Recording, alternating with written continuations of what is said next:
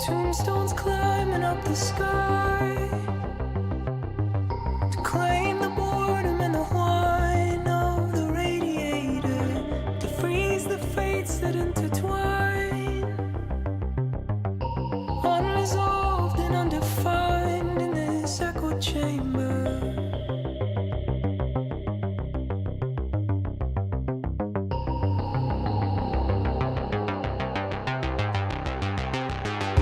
Once you've given up the ghost, just like Lazarus, you'll know there's an operator, some strange passenger inside. To that strange power I'm resigned like an iron anchor.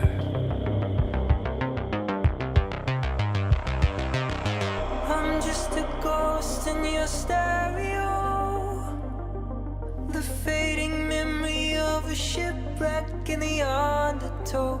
You're just a lost song I wrote, and I'm just a ghost in your stereo.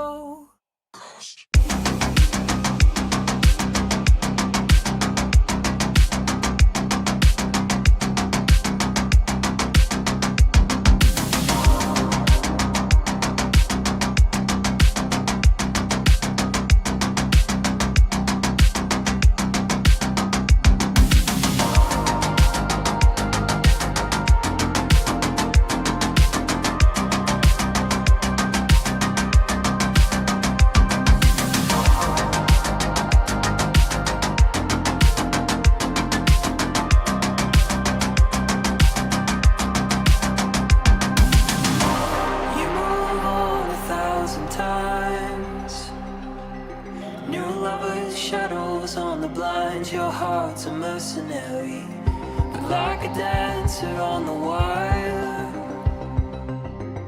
come the sparks of frayed desire as a fire's carried.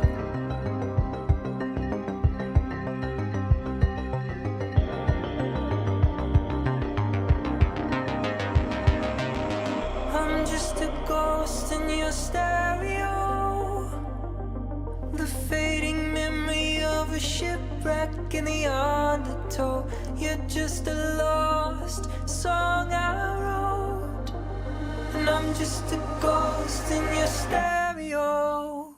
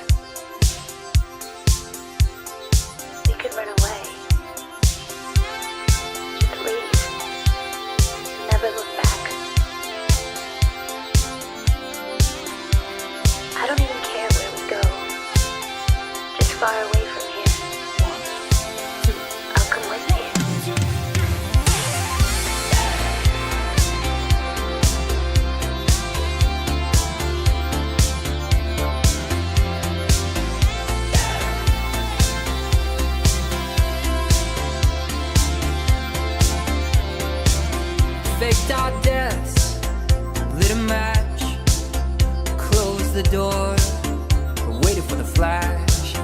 Greyhound station, paid in cash. It's Lazarus, we're coming back. They say it's darkest before the dawn. We've been in this town for far too long. They say it's darkest before the dawn. We're moving on, we're moving on, we're moving on. Sunset, no regrets. First chance, last dance, stuck in the middle. Even bad girls, no good love. You taste so sweet, it hurts a little.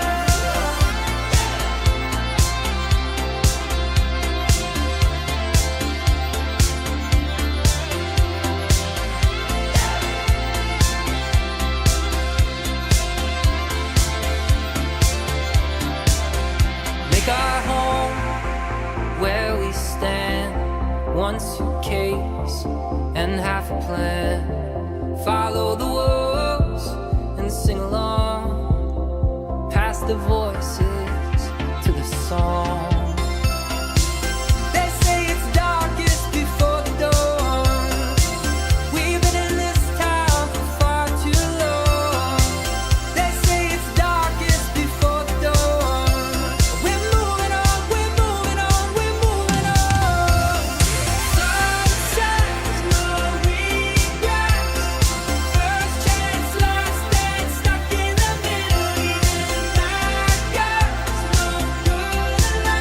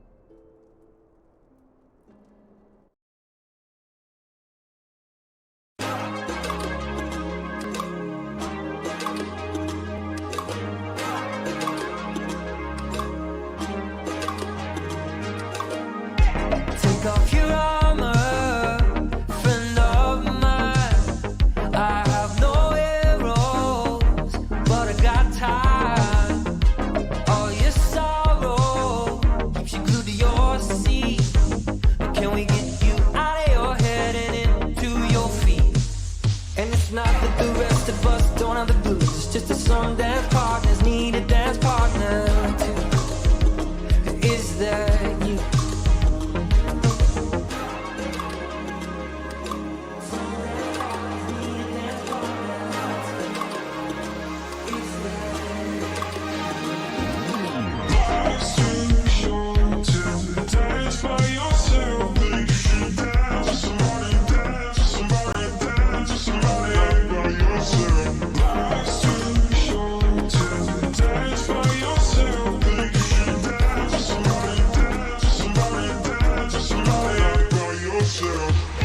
Take off your armor, let down your hair. You could sit on your hands, you can get closer if you dare. And it's not that the rest of us don't have to fight for every bit of love and every bit of light. But tonight is Friday night.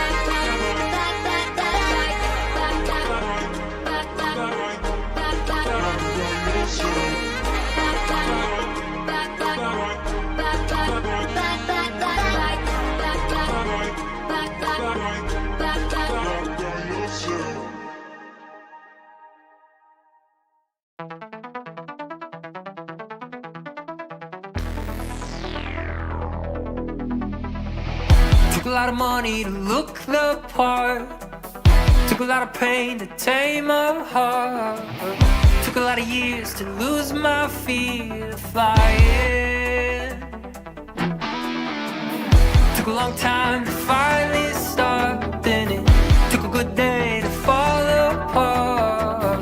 Took a lot of tears to lose my fear of crying, of crying.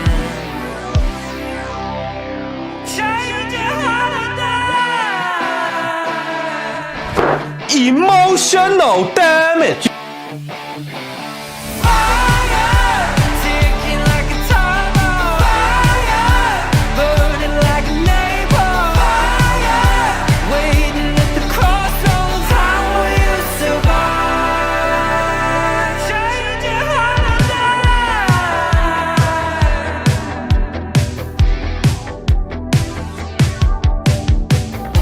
One look to find your mark, and it took a rope wave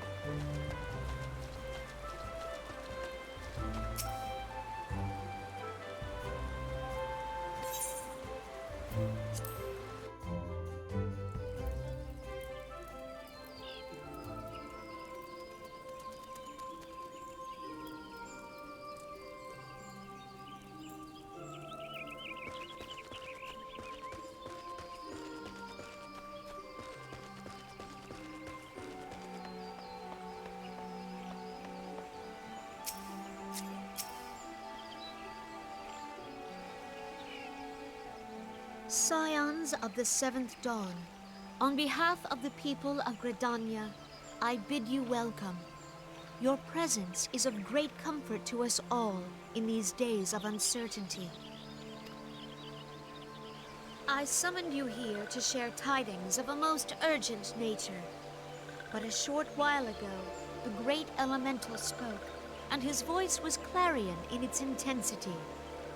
Ramu is returned unto the forest.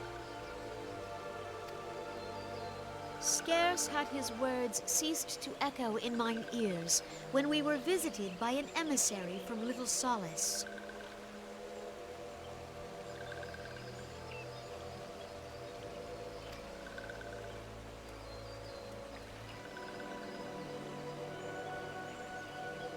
Our guest informs us that the sylphs too have sensed the presence of the Lord of Levin. Though his exact whereabouts remain unknown, we may safely assume that the Primal was summoned within the heart of the Sylphlands. Unlike the other Primals you have encountered, Lord Ramu is no raging avatar of destruction. He is revered as much for his wisdom as his strength, serving as both arbiter and guardian to his children. Given that we and the Sylphs found a way to share the Twelves Wood, it is my hope that this sagely immortal will be amenable to reason, and that conflict may be avoided. Blessed as you are with the power of the Echo, you are one of the few among us who may commune with a Primal without fear of influence. I would ask, therefore, that you represent us in this most delicate of negotiations. The Twelves Wood has suffered enough. Upon this, we and the Sylphs, and I would venture Lord Ramu himself, are in perfect accord. Let us not endanger our shared home by engaging in unnecessary hostilities.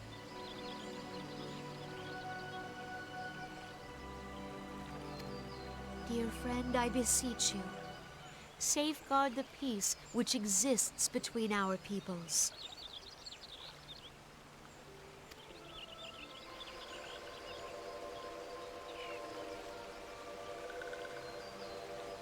You have my thanks.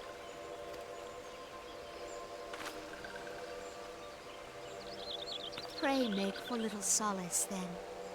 A member of the Order of the Twin Adder awaits you there.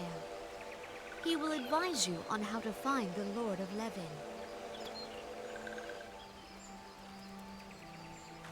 An ill wind blows through the forest. Yet, it is not only the Twelves Wood that flinches at its coming. All the lands Veorzia shiver in dread anticipation. Have care.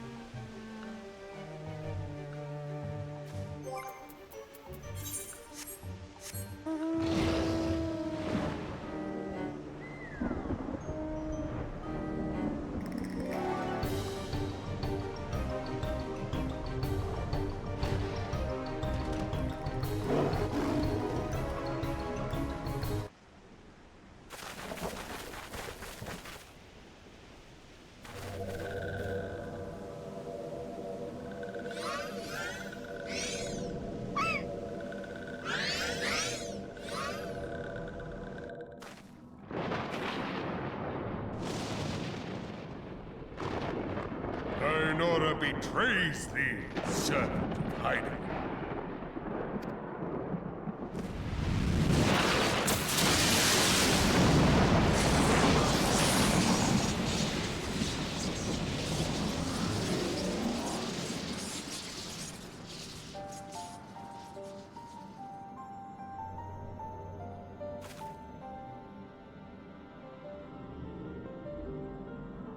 Thou art the bringer of light, bane of Ifrit, Titan, Garuda, and Leviathan. I am Ramu, guardian of the children of the forest. Thou tramplest upon sacred soil, bringer of light. By what right doth man intrude in this sanctuary of the sylphs? Redanians proffer peace? Their words are born of delusion, thine offer an insult. Thou speakest of harmony, yet carest not for my children's desires. They did but wish to dwell beneath these boughs in solitude. Yet even that was too much to ask of man. Thus did they turn to me for succor. The sentence I pronounce upon thy kind is just. Redanian or Garlean, it matters not. The good intent of one excuseth not the misdeeds of the other. Thy conflicts have brought naught but anguish and misery unto the forest. All blame doth lie with the darkness that resideth in the breast of man. Whence sprung this calamitous seed? In the beginning no such duality existed. Were light and dark given form when man was born? It would explain much. Not least why strife and sorrow follow ever in thy wake. Thou canst not deny the urgings of thine own nature.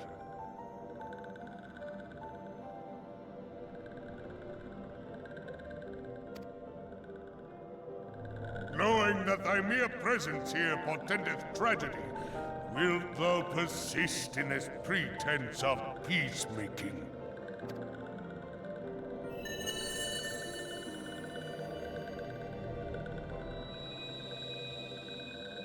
Thou bearest the crystal which I bestowed upon my wayward charges, that they should entrust so precious a gift to thee.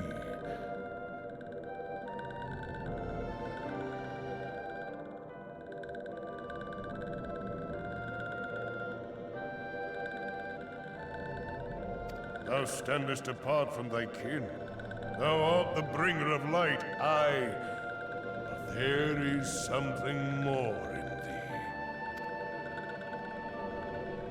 Very well. I shall consider thy proposal, shouldst thou survive my trial. If thou wouldst champion the cause of harmony, I must have proof that thou art fit to play the role. Wither mine ire, and prove to me thereby that thou hast strength enough to stay the darkness which threateneth to consume thee.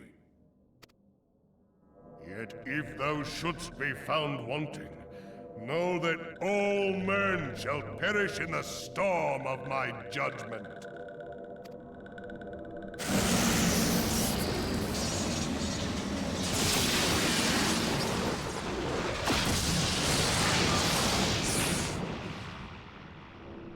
Come to me, bringer of light. I shall await thee on the field of battle.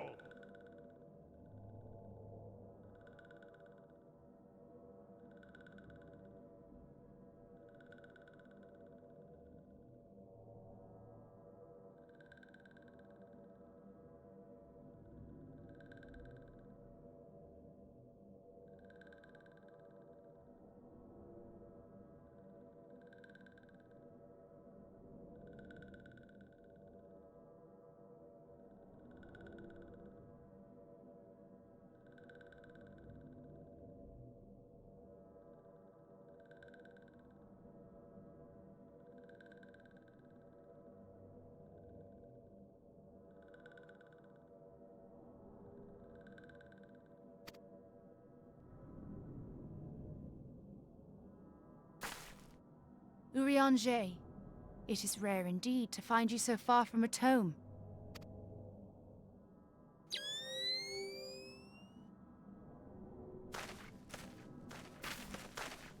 The Lord of Levin himself.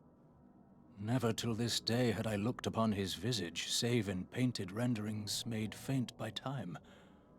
Ever shall this scene remain etched in my mind's eye. Beg pardon, my lady.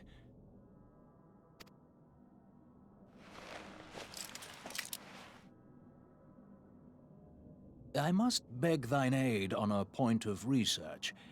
If thou art resolved to face Lord Ramu, I would ask thy leave to observe the event.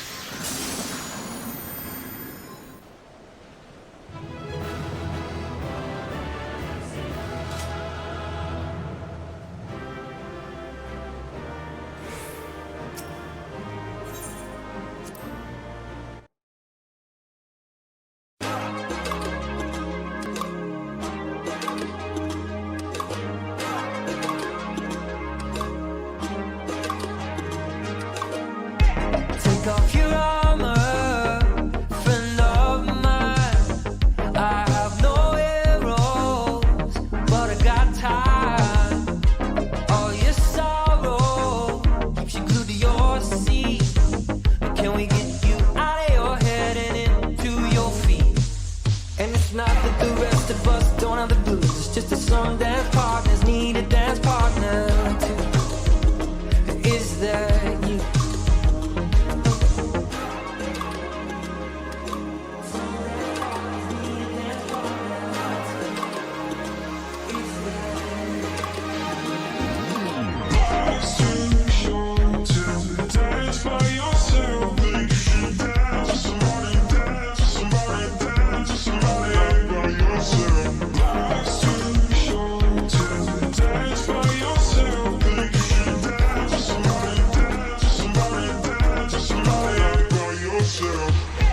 Take off your armor, let down your hair. You could sit on your hands or you can get closer if you dare. And it's not that the rest of us don't have to fight for every bit of love and every bit of light. But tonight is Friday night.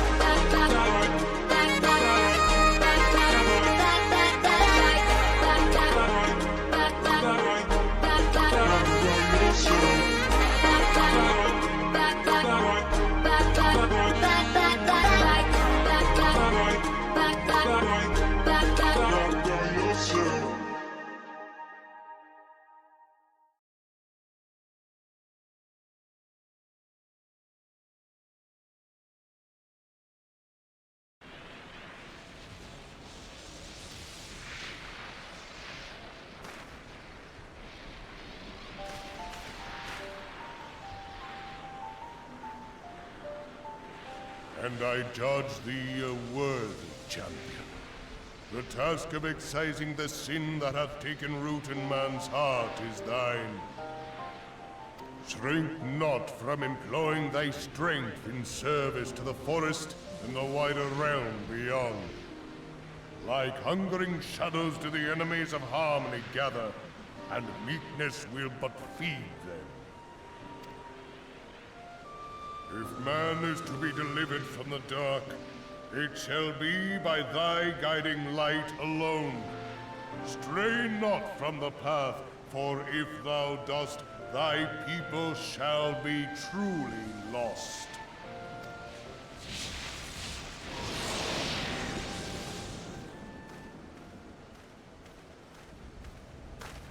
Thou hast slain the Lord of Levin, a regrettable act. but a necessary one.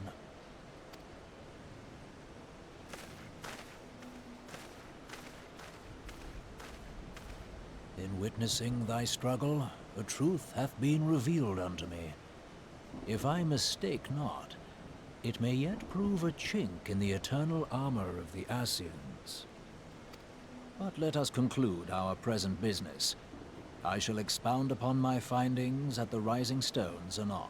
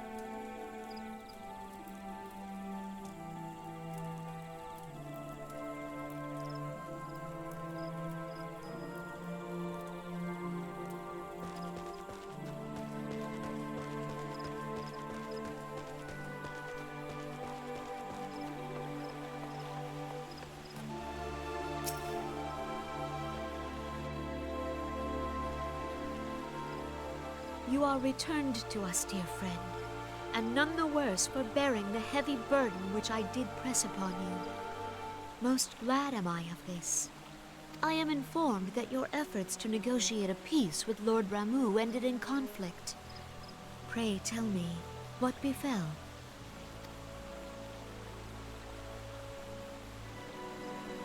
Ramuh made trial of you? I fear there is truth to his claim. It is the darkness within us that attracts the darkness without.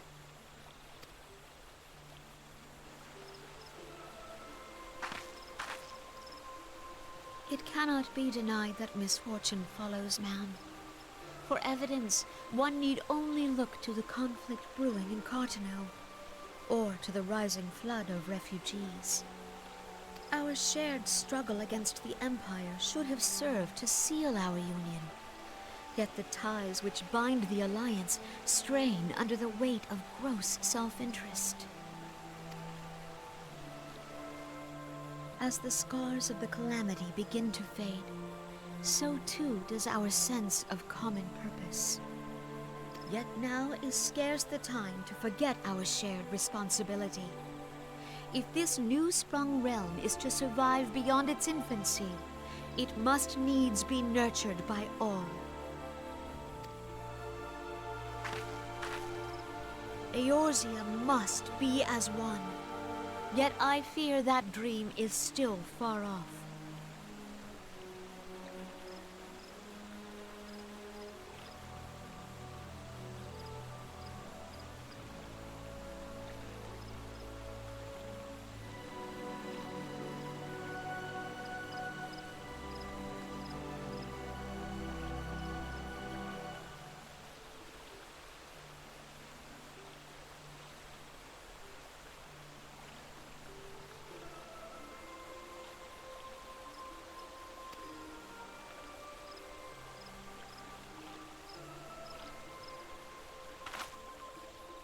On behalf of the people of Gridania and the Elementals both, I thank you for all that you and your fellow Scions have done.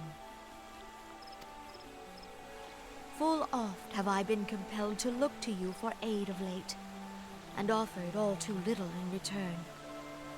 As leader of this nation, I shall endeavor to prove a more worthy ally to your cause henceforth.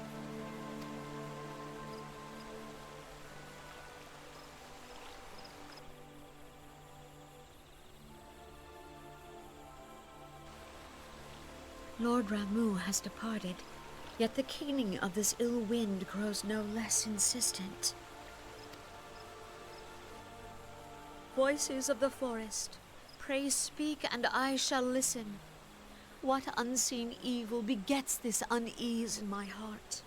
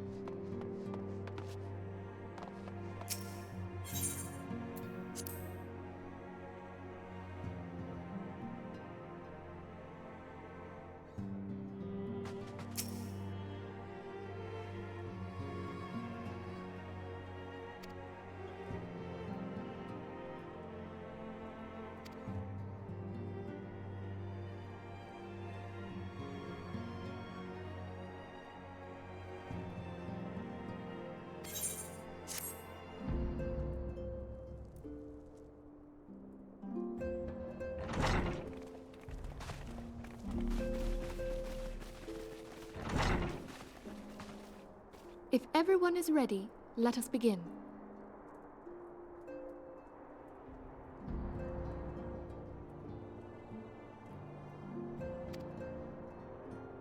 Urianger, the floor is yours.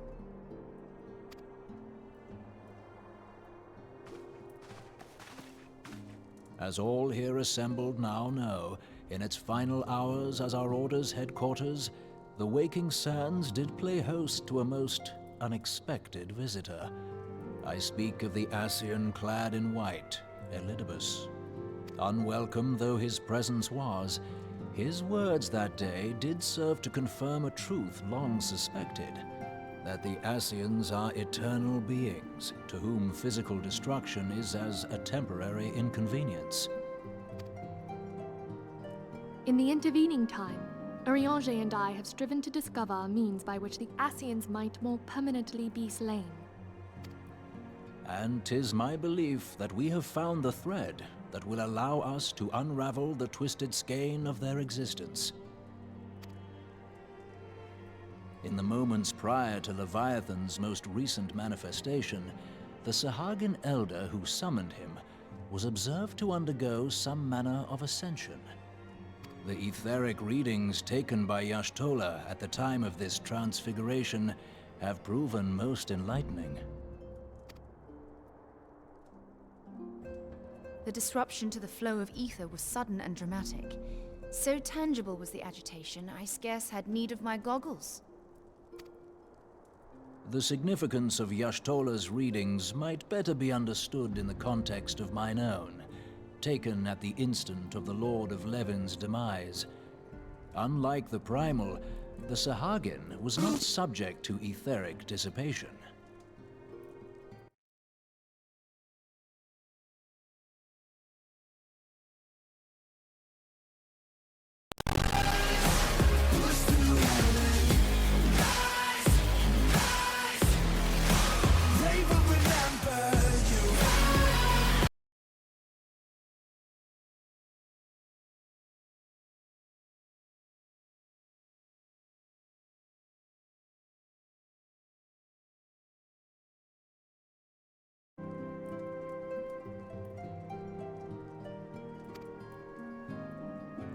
Before discussing our new discoveries, it may benefit us all to recall what we know of etheric behavior.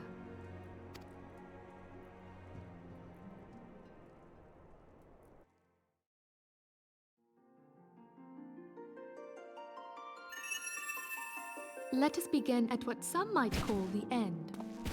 When we who dwell in the material realm die, our spirits dissolve into the flow of ether and are returned to the ethereal realm. In turn, the restless energy which suffuses that plane streams back into our world, giving rise to new life. 'Tis as the heavens did decree, the way of all mortal souls.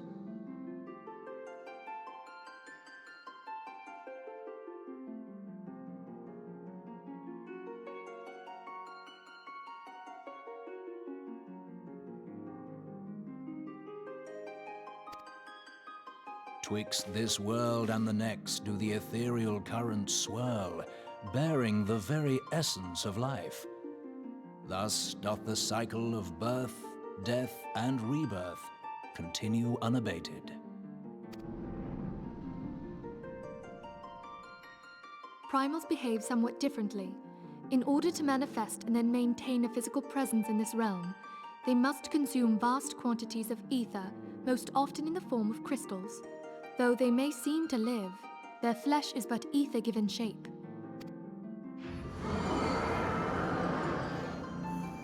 Thus, a defeated primal leaves behind no broken corpse. Rather, the essence of its form seeps back into the land whence it came, and the energy of its shattered spirit is called back to the ethereal realm. And there it waiteth, till next the prayers of the faithful do draw it forth from the sea of ether, to take their offering of crystals and make for itself a new body.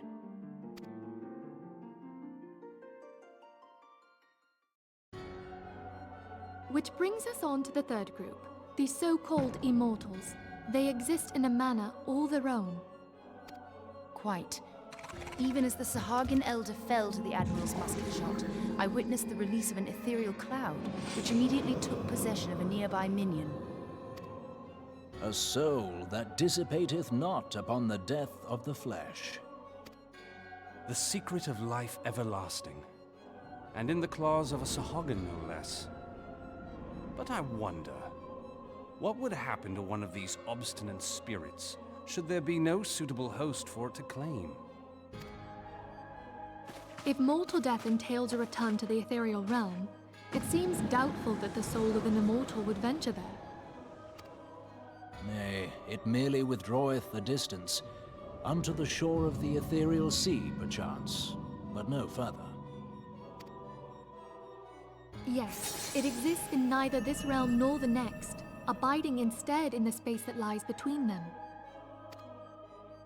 The Ascians took control of Thancred by means of a crystal of darkness, an artifact which, if our theories are correct, serves as a gateway to the place I have just described. I was hoping people had forgotten about that.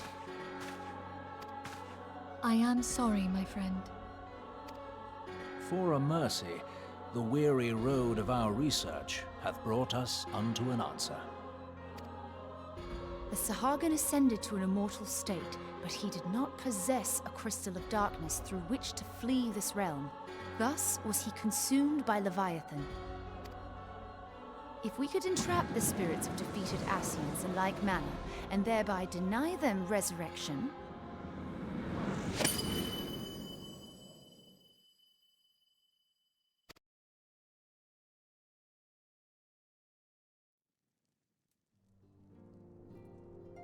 therein lieth the path to victory. Thou art most perceptive, my lady. Only when we have trapped the bodiless soul within an ethereal prison can we hope to defeat its unnatural constancy. Thus might even an eternal paragon be consigned to oblivion.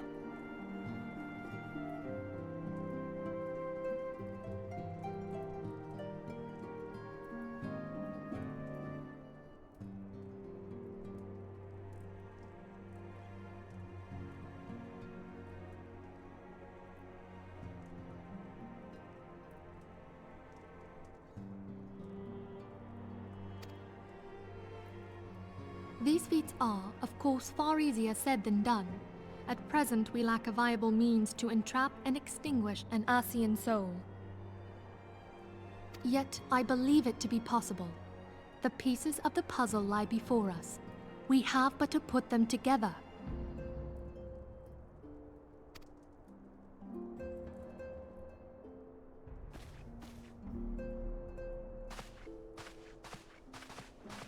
I will depart at once to convene with the sages of Sharlayan.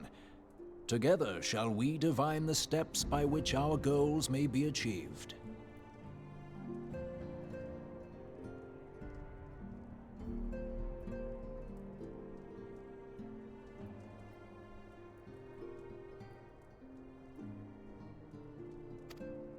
I have the utmost faith in you, Archon.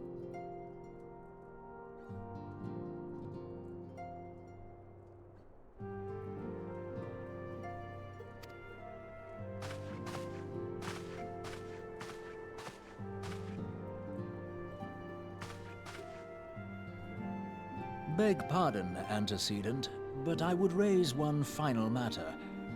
Even now, a Sharlayan survey party seeketh to ascertain the fate of the students of Baldessian. Their findings shall soon be known to us. Though you harbor feelings of dread, I bid you surrender not to sorrow, but abide instead in hopeful prayer. I shall, Archon. Thank you.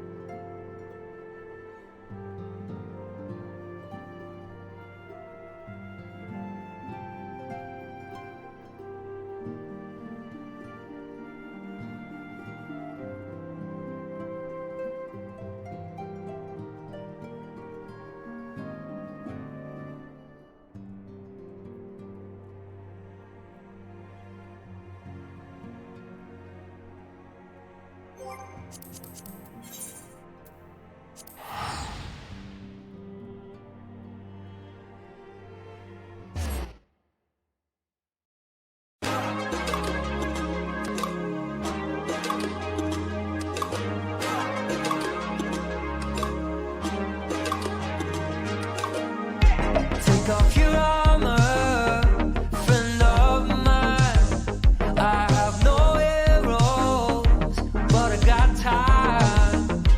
All your sorrow keeps you glued to your seat. Can we get you out of your head and into your feet? And it's not that the rest of us don't have the blues. It's just that some dance partners need a dance partner too. Is that you?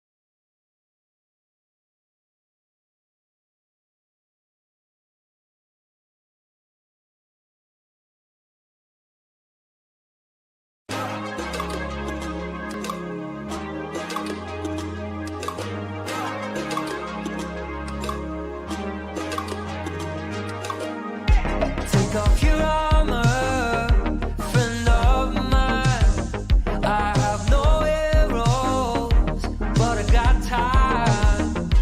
All your sorrow keeps you glued to your seat. Can we get you out of your head and into your feet? And it's not that the rest of us don't have the blues. It's just that some dance partners need a dance partner too. Is that you?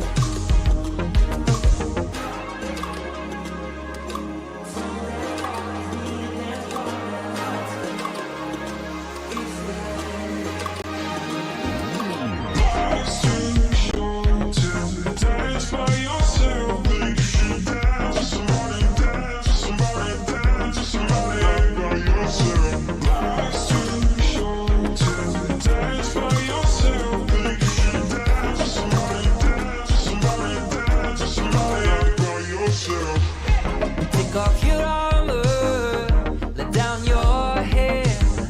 You could sit on your hands, or you can get closer if you dare. And it's not that the rest of us don't have to fight for every bit of love and every bit of light. But tonight is Friday night.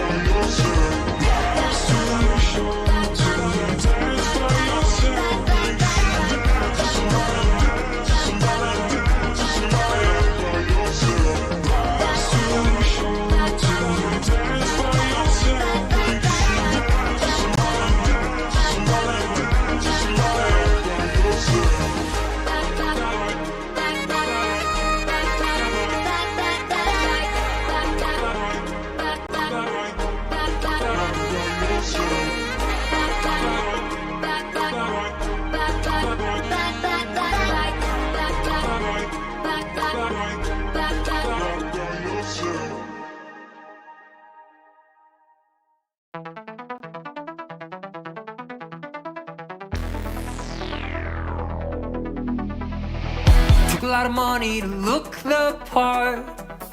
Took a lot of pain to tame a heart. Took a lot of years to lose my fear of flying. Took a long time to finally start. Then it took a good day to fall apart. Took a lot of tears to lose my fear of crying. Of crying. Change your holiday.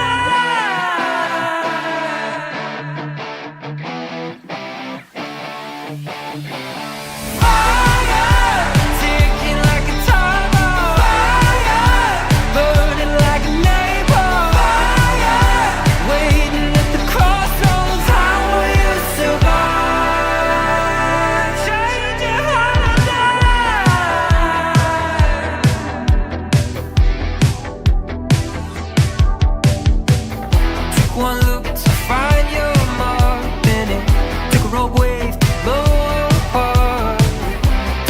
return to finally find the yearning in the burning fire, taking like a time bomb, fire, burning like a neighbor, fire, waiting at the crossroads. How will you survive? Fire, taking like a time bomb, fire, burning like a neighbor, fire, waiting at the crossroads. How will you survive? Change your heart or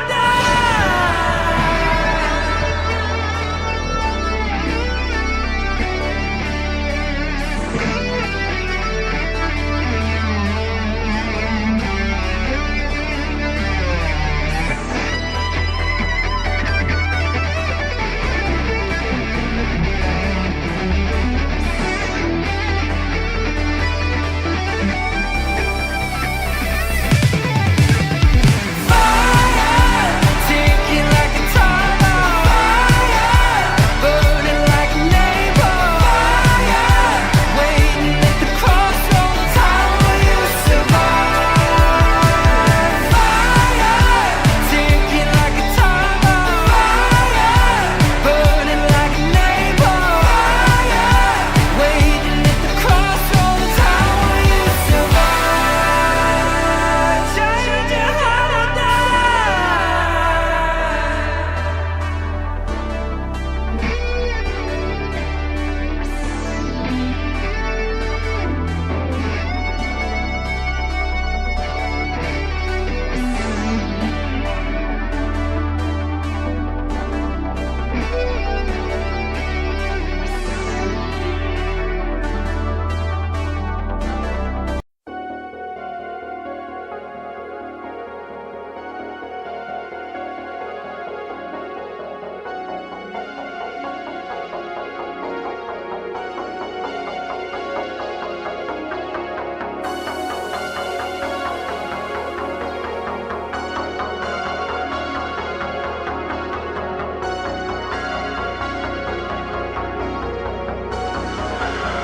Look, I know you miss her, man.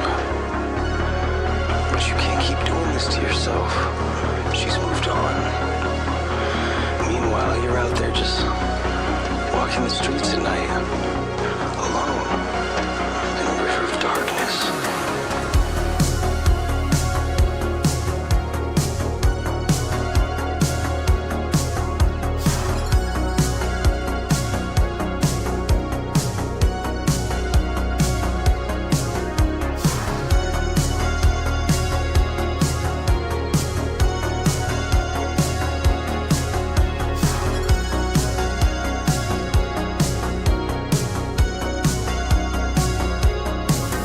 glowing windows in the buildings from the elevated train.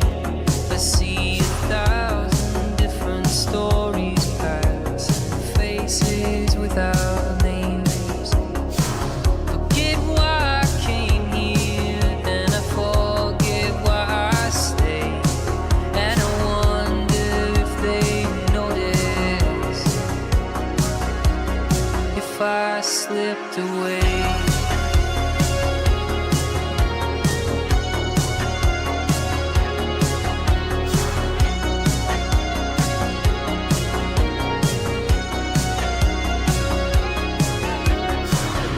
What if I kept going? What if I don't get off tonight?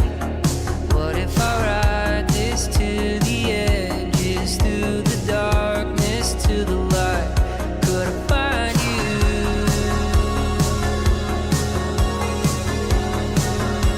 there? Could I find you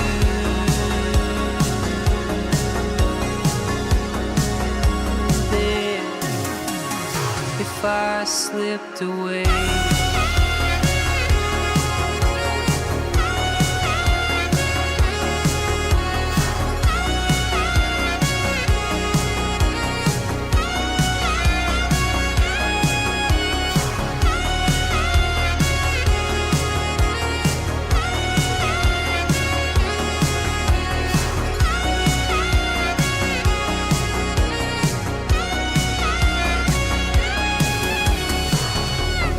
There's no answer, we're all just hearts that have to fight through the dangers of the rapids, through the darkness to the light.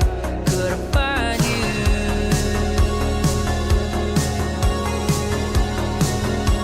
there? Could I find you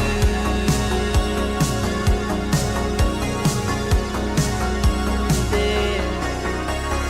If I slipped away,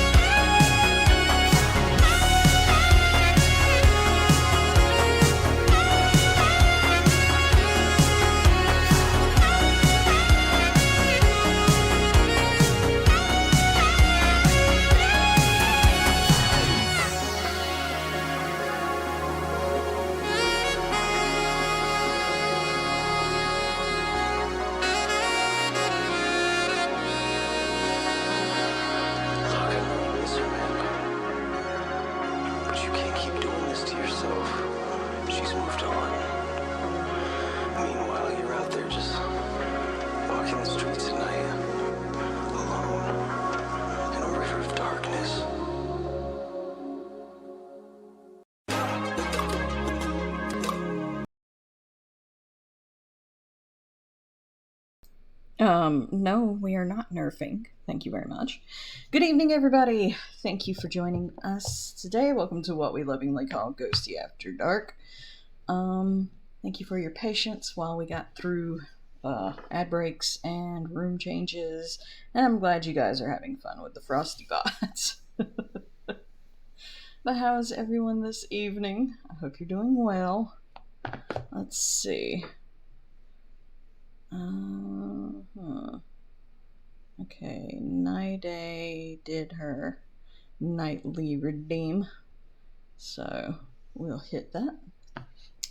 Going over to the Oracle page.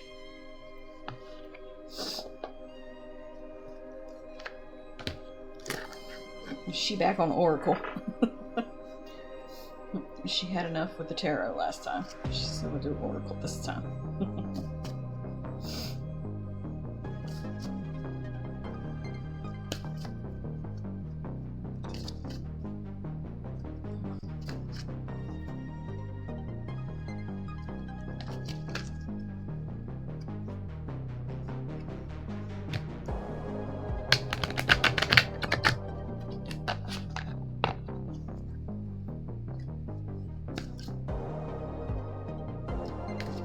What job would you give me? All the guns' catchphrases are free bullets for all and Daka Daka Daka.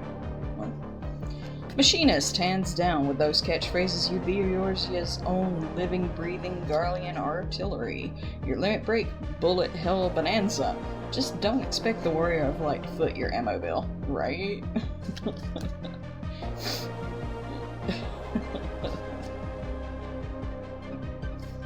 Yeah, Night A, if you ever return to Final Fantasy, you should definitely pick up Machinist. You would have all of the guns.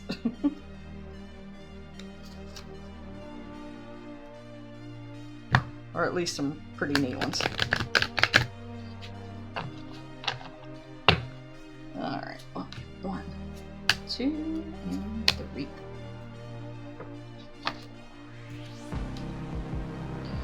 Alright, your first card tonight is Raising Your Standards.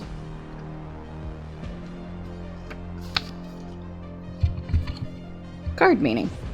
Don't settle for less than your dreams. Once you make the commitment to manifest an improved situation, the universe will find a way to deliver it to you.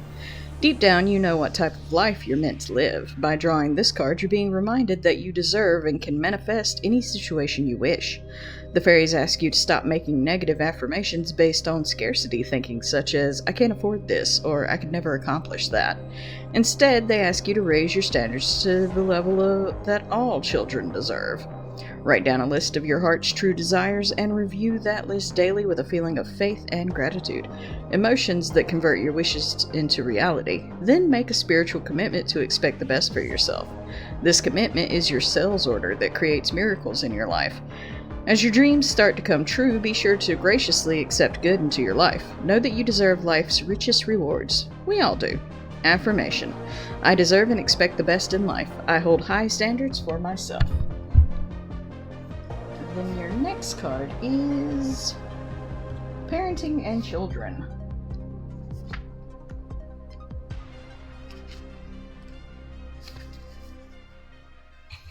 Alright. Card meaning. A positive change is occurring for you in the area of parenting. An unexpected occurrence will herald a happy outcome between you and a parent, a child, or both. Family units are extremely important to the fairy realm. They understand the value of taking care of their relationships. The fairies never allow hurt feelings to fester. They promptly discuss misunderstandings, and they share their feelings honestly with one another. By drawing this card, you are urged to face up to any ill feelings you may have with family members, and take human and spiritual steps to effect the healing. This card may also signal that a new family member is coming into your life. This could mean a new child or a new family member by marriage. It could also signify the return of a family member with whom you've lost contact. These changes come to you on heaven's wings, meaning that you are safe, protected, and will derive enjoyment from them. Affirmation. I have happy parent and child relationships. I allow my heart to open up so that I can feel compassion and love for all members of my family. And then your last card is Peace of Mind. Card meaning. Make peacefulness your highest priority. Commit to taking steps to ensure peace of mind and take those steps without delay. Peace of mind isn't something you have to earn or acquire, since your true self is already peaceful. Instead, it requires being like a sculptor with a block of marble who works with this material until the inner masterpiece is revealed. If you'll make peace of mind your main focus, you'll inevitably feel a great sense of relief. Steps that create peace of mind include being honest with yourself, living according to your inner guidance, being helpful and kind to others, practicing meditation or yoga, eating only healthful foods, avoiding toxins, maintaining healthy sleep habits, avoiding negative people and media, surrendering your problems to the fairies, communing with nature, simplifying your life, and saying no when you need to. Affirmation. My mind is now peaceful, and I know that all of my needs are automatically taken care of. I can rest easily assured that all is well. Except my stepmother. I mean, most people's stepmothers are like that. Or at least the few that I've known. But there are your 3 cards tonight, Night A. I hope that helped with any questions you may have had. Or, just for funsies.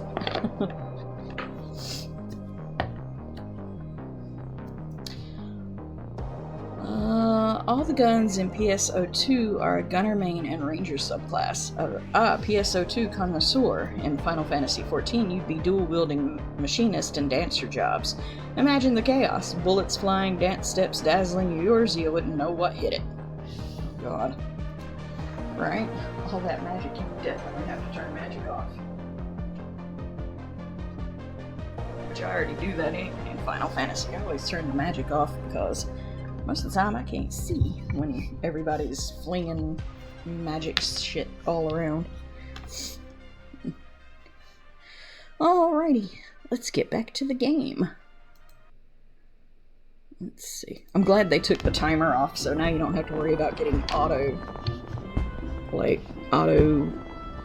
logged out for standing around too long. What news, Dan? For my part, the Elder Seedseer was most amiable to our requirements. A former wood whaler and a seasoned adventurer, our company will not lack for variety, that much is certain. An interesting harvest indeed. Shall we strike into Old Dawn whilst the iron is hot? Let us meet at the Royal Promenade and endeavor to conclude our remaining business. Our journey draws to a close. I still swear that this child is trying to tend to grown-up business.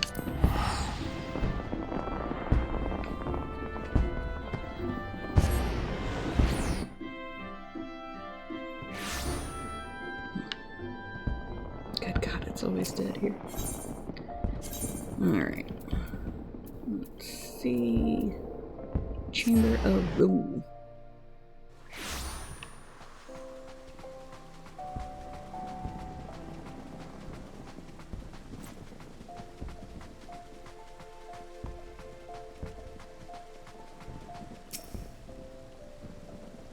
Gunner does have Stylish Roll as a dodge.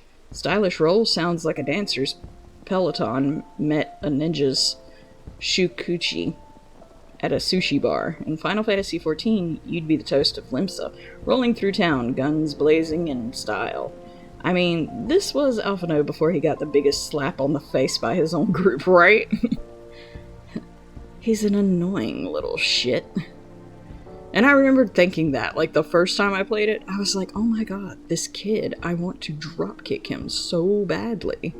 He's so fucking pompous for a, what, 17, 16-year-old? Yeah. Play kick the baby with his little ass over that balcony.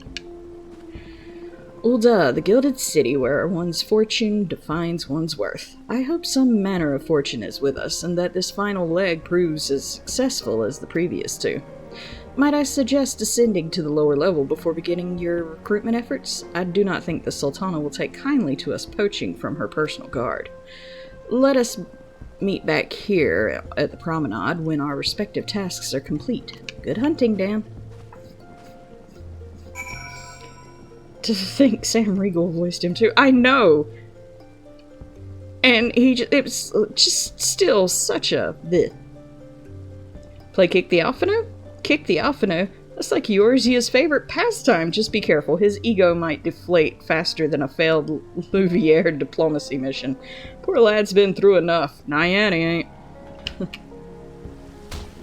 Alright. Descend a level. I descended a level.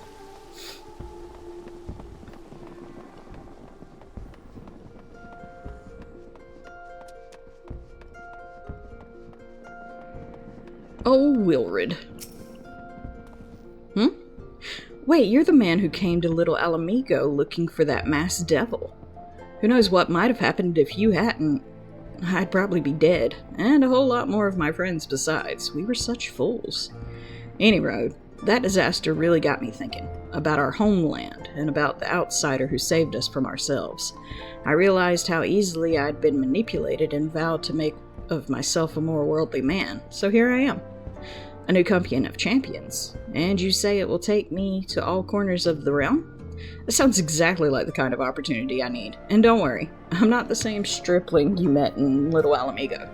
I've prepared myself to fight the evil I now know is out there.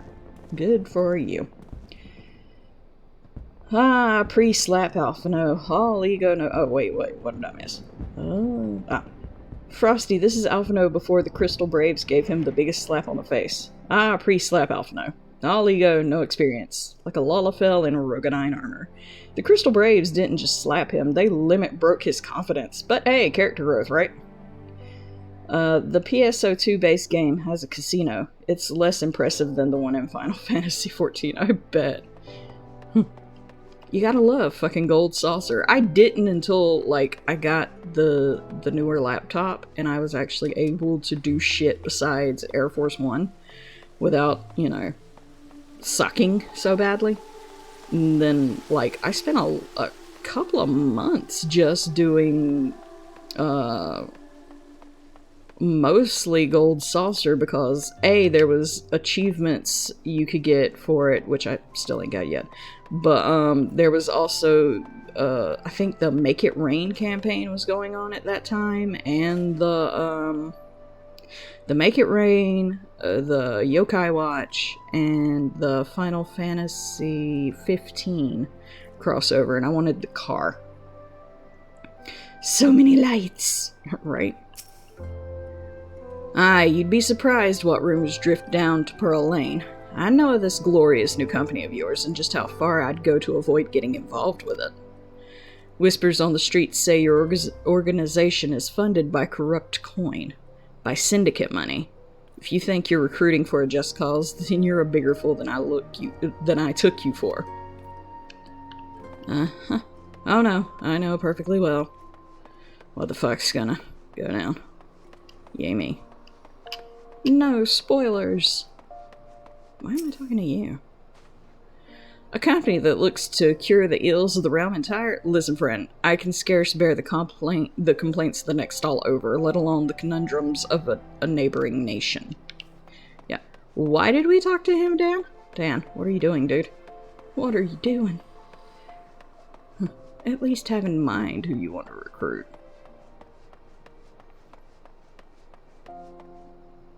Wrong way.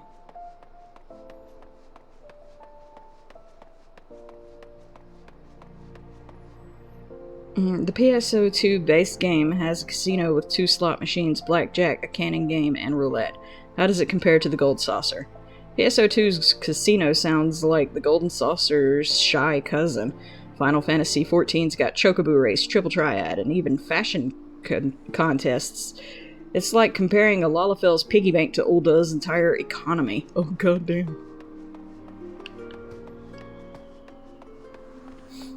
Yay, we finally won one.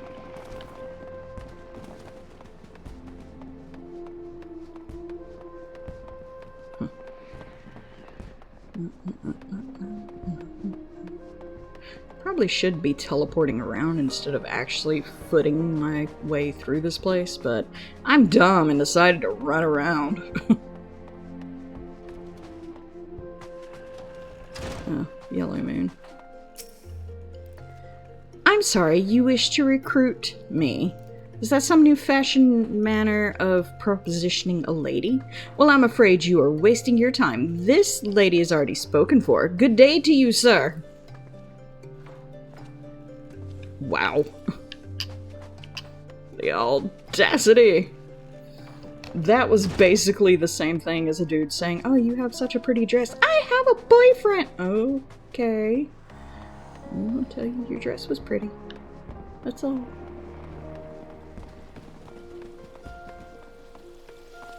I'm not trying to ask you out, I swear. I meant 2 different styles of slot machines, but still I agree.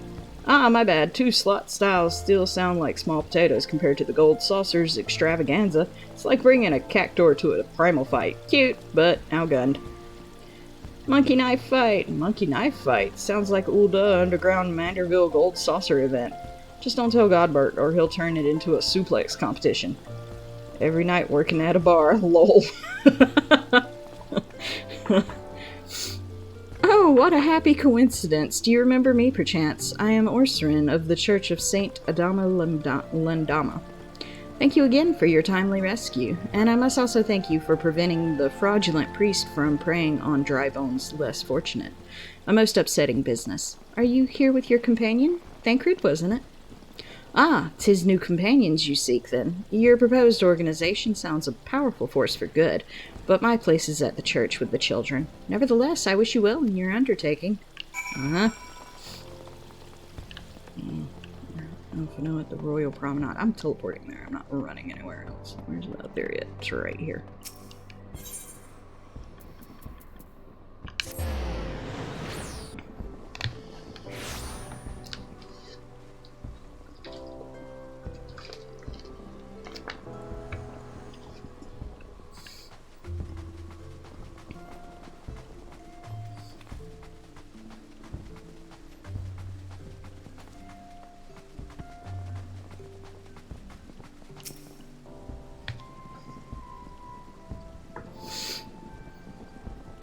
How fared you, Dan? What hidden gems did the streets of Ul'dah offer up to your unrelenting gaze? A single Alamegan youth? Well, you've certainly given us an admirable start, even if our ranks are yet somewhat thin. In these troubled years following the calamity, talk of Eorzea's salvation must seem akin to grasping at clouds. But there are those who have risen to the challenge nonetheless, and the hope that inspires these people was born in no small part from the victories you yourself have won. Thank you, Dan.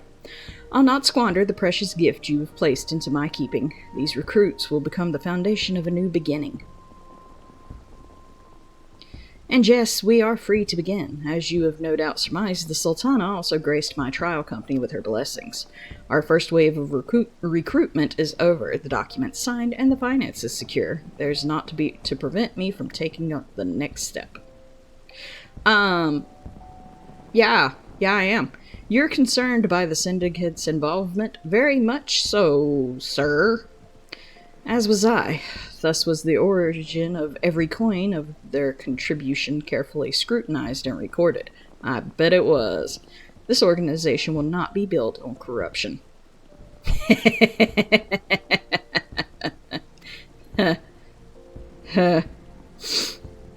Oh, naturally, I would prefer not to rely upon outside sources at all, but even my family's substantial coffers could not sustain a venture of this magnitude.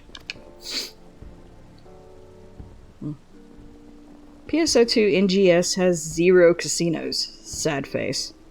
No casinos in PSO2 NGS? That's like Limsa without Marrowweb. All salt, no spice. Maybe they spend all their gil on fancy hairstyles instead of slot machines. And as for the rumors and doubts surrounding this enterprise, well, such things shall plague us until the company has had a chance to prove its worth. Uh-oh.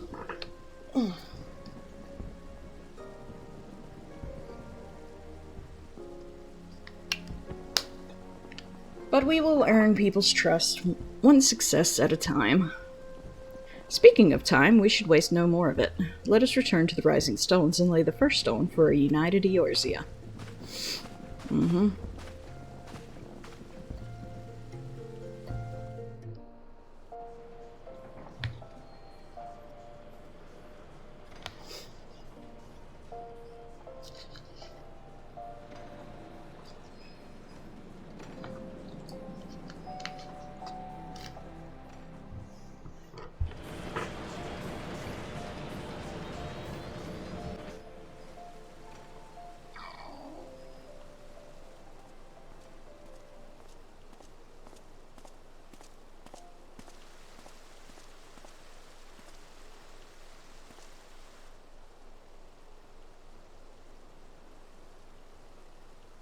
Tell me, General, what think you of Alfino's bold endeavor? I think it is more than bold, Your Grace. His organization would pave the way for a united Eorzea. Well do I understand his impatience, since facing the common threat of the Ultima weapon, our nations have seemed farther apart, not closer together. Considering the many problems we face, should we not be glad that someone else is taking the initiative? We have all pledged our cooperation, yet the grumbling continues behind closed doors. Ul'dah is not alone in her duplicity. Grace, welcome in. How are you tonight? Let me give you a shout out. I hope you've been doing well. It was good to see you. Did I see you last night? I don't think I did see you last night. Were you at Lux? I know I saw Embra, but let's see.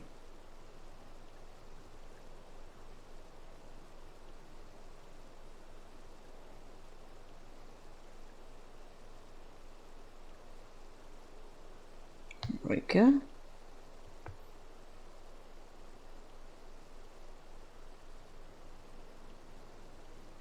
Grace Angel 20 is a late-night tarot-reading, cozy gaming, MMO-loving streamer on the path to affiliate. They're currently all about Palia and Pow World, with drops enabled for extra fun. When they're not working full-time, you can catch them playing PvP and collecting in-game goodies, support their journey to affiliate, and maybe one day they'll have their own channel emotes. Why couldn't the Japanese engineer become a Jedi?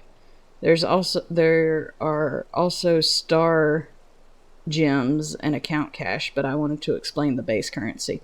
Because their midi-chlorian count was too low. Now they probably just couldn't resist the urge to build a mecha lightsaber instead of using the Force. Star gems and account cash sounds like Final Fantasy XIV's Mog Station with a wild knight with a gotcha game. At least Eorzea keeps it simple. Gil for the thrills, tombstones for the frills. What? Thanks, fam. Anytime. Nope. They can only make toy Yodas. Oh god. Toy Yodas. That's a force to be reckoned with. Sounds like they missed their calling. Could have been the next big thing in Ulda's markets. Move over, Namazu dolls. I'm banned from Lux in part because I got into it with Darius. Oops. I mean, that's okay. I had a bit of trouble getting in last night too, but it wasn't because I got into it with Darius. In fact, Darius apologized, but apparently I was on somebody's blacklist. I don't know how. Me dancing in a corner by myself most of the time with Silver, but apparently I was, and so every time I tried to get into Lux, I got thrown back to the opening or the area. But also, for yesterday in particular, I wasn't on all day because I was out doing in real life things with my family for my sister's birthday. Oh, well, happy birthday to her. Alright guys, I know we're in the middle of a cutscene, but Grace did do a pull. One oracle card. Alright, let's go to the oracle page. Alright, Grace. Let's see what you got.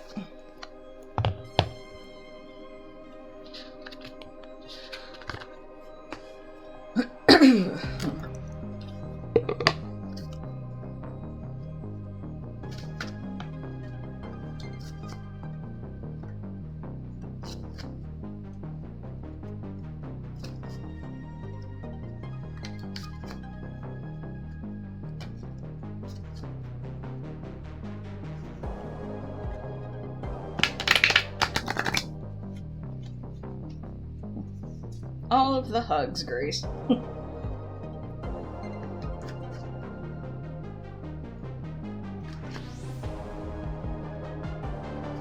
And my birthday is on Wednesday. Ooh, happy early birthday. I hope you have a wonderful birthday. You got anything planned for it?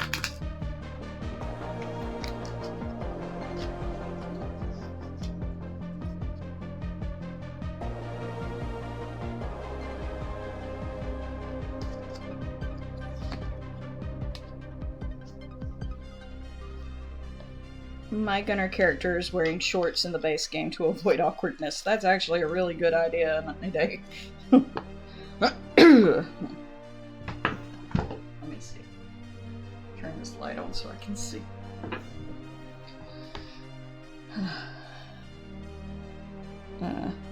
Oh, a double summon. Are we planning a birthday primal fight for Grace?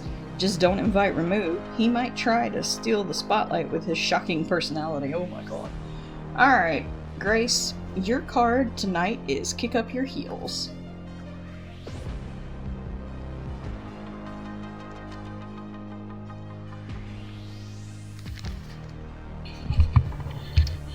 Card meaning. Your soul longs to celebrate and have fun. The fairies urge you to call your friends for a get-together or an event or an evening out.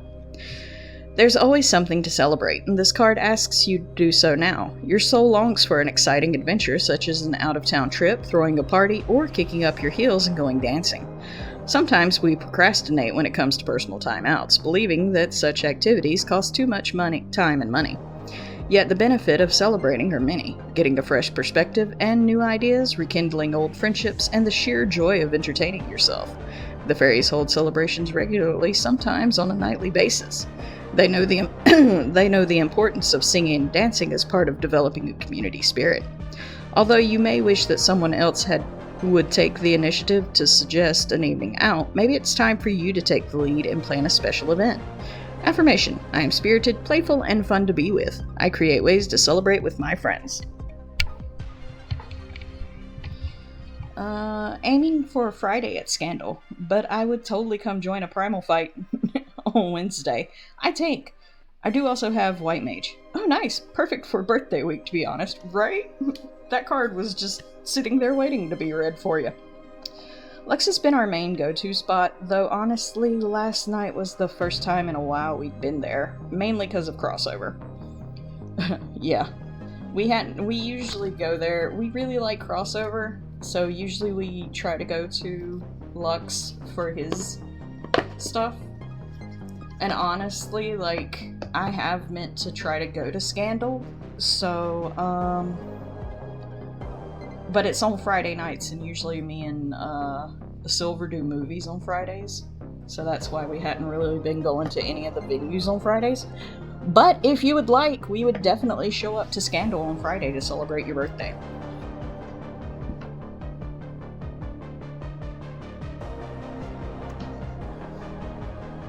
Let's see. Why do gunners in the PSO2 base game like to shoot upside down? It makes for awkward situations when wearing the wrong clothes. The old upside down gunner trick. Must be trying to confuse the enemies, or give everyone an unexpected show. Maybe they should invest in some Final Fantasy XIV style glamour plates for those oops moments. Oh wow, I've been thinking about hosting a small private tea party with my sister and sister-in-law and anyone who wants to come, but I don't know who wants to come. But I take this as a confirmation to do that too. Yeah, I love Crossy. What a homie he is. He's great. Mine is wearing shorts to avoid that. PSO2 has wardrobe that's kind of like glamour. Smart move. Shorts in PSO2, glamours in Final Fantasy XIV. It's all about dressing for success and avoiding wardrobe malfunctions. Maybe Eorzea could use some space-age fashion tips. Alright, let's go back over to the game.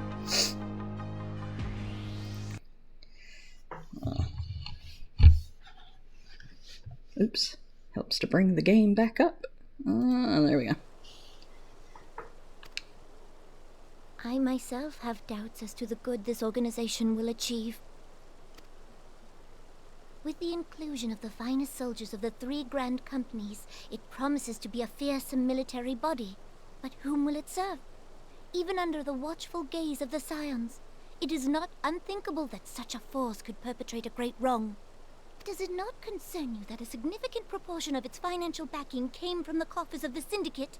That those unprincipled worms might forge this extraordinary gathering of warriors into a private army? I have trust in the Scions, Your Grace. They have spared us no end of trouble at the hands of the Primals. If they seek reinforcements, I deem it unwise to deny them. As for their finances, full many gave generously. And though our nobles proffered a sizable sum, their coin did not spill from the pockets of Lolorito and his cronies. And what of the presence of our stalwart adventurer friend in this endeavor? I doubt the Warrior of Light would betray our cause. The Warrior of Light be doing some stupid shit sometimes, though. Speaking from experience. Oh, be sure to give Ryaru lots of love if you happen to catch her streams. We ended up having to give up our movie night to spend time with her Friday because her ex blocked her on all her stuff, including her Square Enix account. Yeah. And we definitely gave up the movie night willingly. But, yeah, she's having some trouble. So if you do see Ryaru streaming, yeah, definitely go over and give her all the love and hugs. Tell my mag to stop eating so many weapons. Sounds like your mag's on a strict iron diet. Maybe try feeding it some Final Fantasy XIV materia instead. Less explosive, more fashionable. Just don't let Godbert catch you smuggling across games.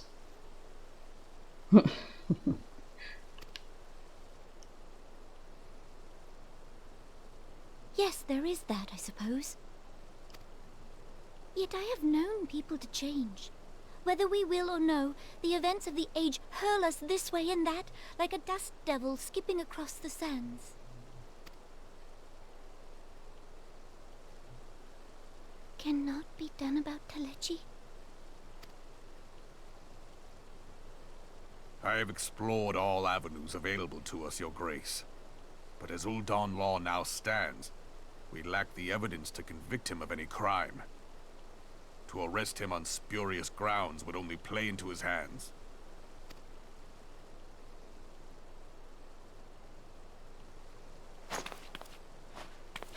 He has all but committed treason, and yet we can do nothing?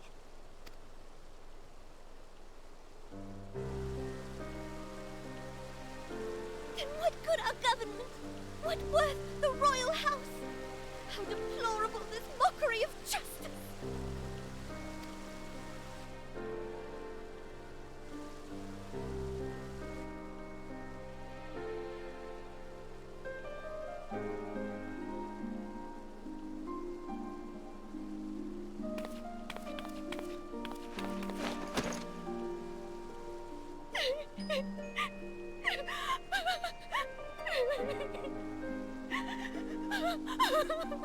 Have faith, Your Grace.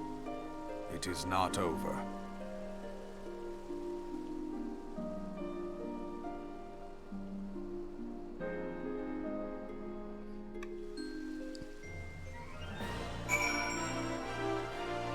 Because what else should I feed it aside from illegally bringing in materia? How about some primal essence?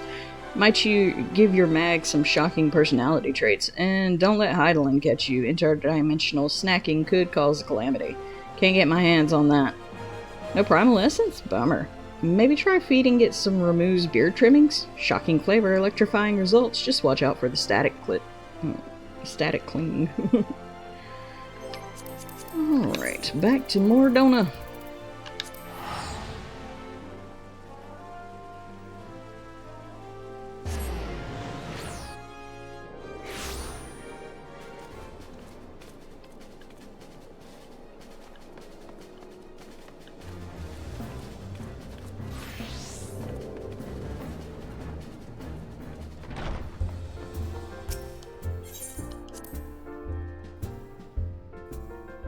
What's a mag? Night plays a lot of PSO2, Phantasy Star Online 2, and that is some kind of item from that game. I'm not sure how it eats or why the mag is a floaty computer that can make blast the baddies. A floaty computer with an appetite for destruction. Maybe it's not eating, but downloading upgrades? Just don't let it near Final Fantasy XIV's Allegan tech. Might get ideas about world domination. Right. One megalomaniacal computer per game, please. Though we've got several now. Or at least 2. That was not a journey I soon wish to repeat, but I cannot pause to rest. The culmination of all our effort is at hand. I must see to the preparations for the inaugural ceremony. Thank you for allowing me to monopolize your services, Dan. I'm certain the antecedent will be relieved to see you free for other duties. Alrighty. Greetings, Dan. Alphino tells me all is in place to begin his trial company. The Scions shall certainly be grateful to have the support of such an organization. The inaugural ceremony is set to take place here at the Rising Stones. Tataru is cooperating with Alphino to see that all is in readiness, so I'm afraid the recruits themselves have been left to their own devices for the time being. Quite a number of new faces have arrived at Revenant's Toll of late, and I wonder if Slaffborn might not find himself overwhelmed. Would you speak with him and see if there's all he requires? Fetch quests. All the fetch quests. Nah, they do what you ask, and an NGS can play music as well as be a radar. Oh, okay. Neat.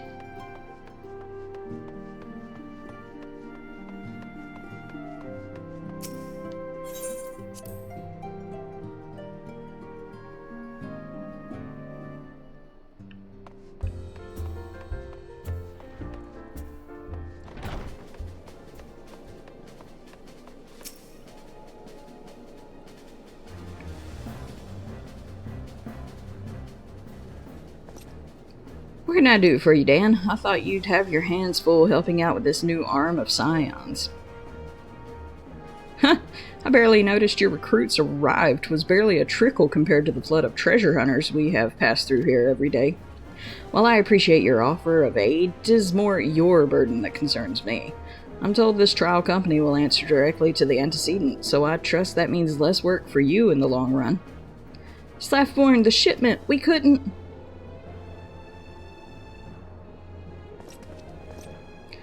Gods, woman, what befell? We were bringing a shipment to Revenant's Toll, provisions earmarked for the frontier effort, but just as we sought to cross over into Mordona, we were set upon by the brigands. I believe they may have been heretics. They were many, too many. We only escaped with our lives by abandoning the supplies. Pray forgive us. There's naught to forgive. Provisions can be replaced, but smart soldiers are hard to find. Take your rest, and I'll have someone along to tend to those wounds. What to do? If heretics are involved, then this is like to be more than a case of simple thievery. Ishgard will need to be informed. Whence did those supplies originate? House for Tom's. We collected the provisions from Camp Dragonhead proper. Understood. I shall see that they are apprised of this development. Dan, are you not on good terms with the Knights of House for Tom's? I'll be sending them a missive immediately, of course, but I would also have you travel there and offer your considerable talents. Yes, I realize I contradict my earlier hopes to lighten your load, but I need someone who can help bring this incident to a satisfactory conclusion. Our favorable relations with Ishgard are far too important to risk half measures. I'm your dude. Thank you for your understanding. I'm certain Lord Horsefant will be glad of your assistance. Lord Horsefant would be glad of a lot of things. I'm gonna behave. In the base game, a mag is a mechanical life form that provides you with support during missions. The types of support your mag can offer are many and varied. It can provide battle stat boosts, offer combat support, perform photo blasts, and much more. A multitasking marvel. Sounds like mags are the Swiss Army knives of PSO2, and Final Fantasy XIV had those. We'd probably see carbuncles out of a job. Maybe Sid should take notes?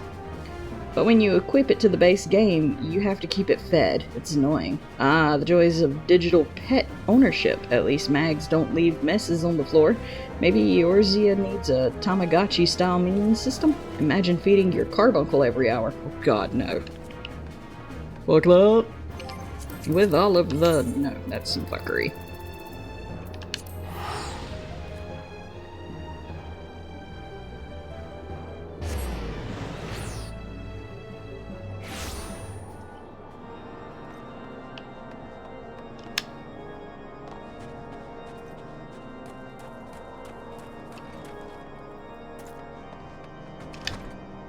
Honey, I'm home. Oh.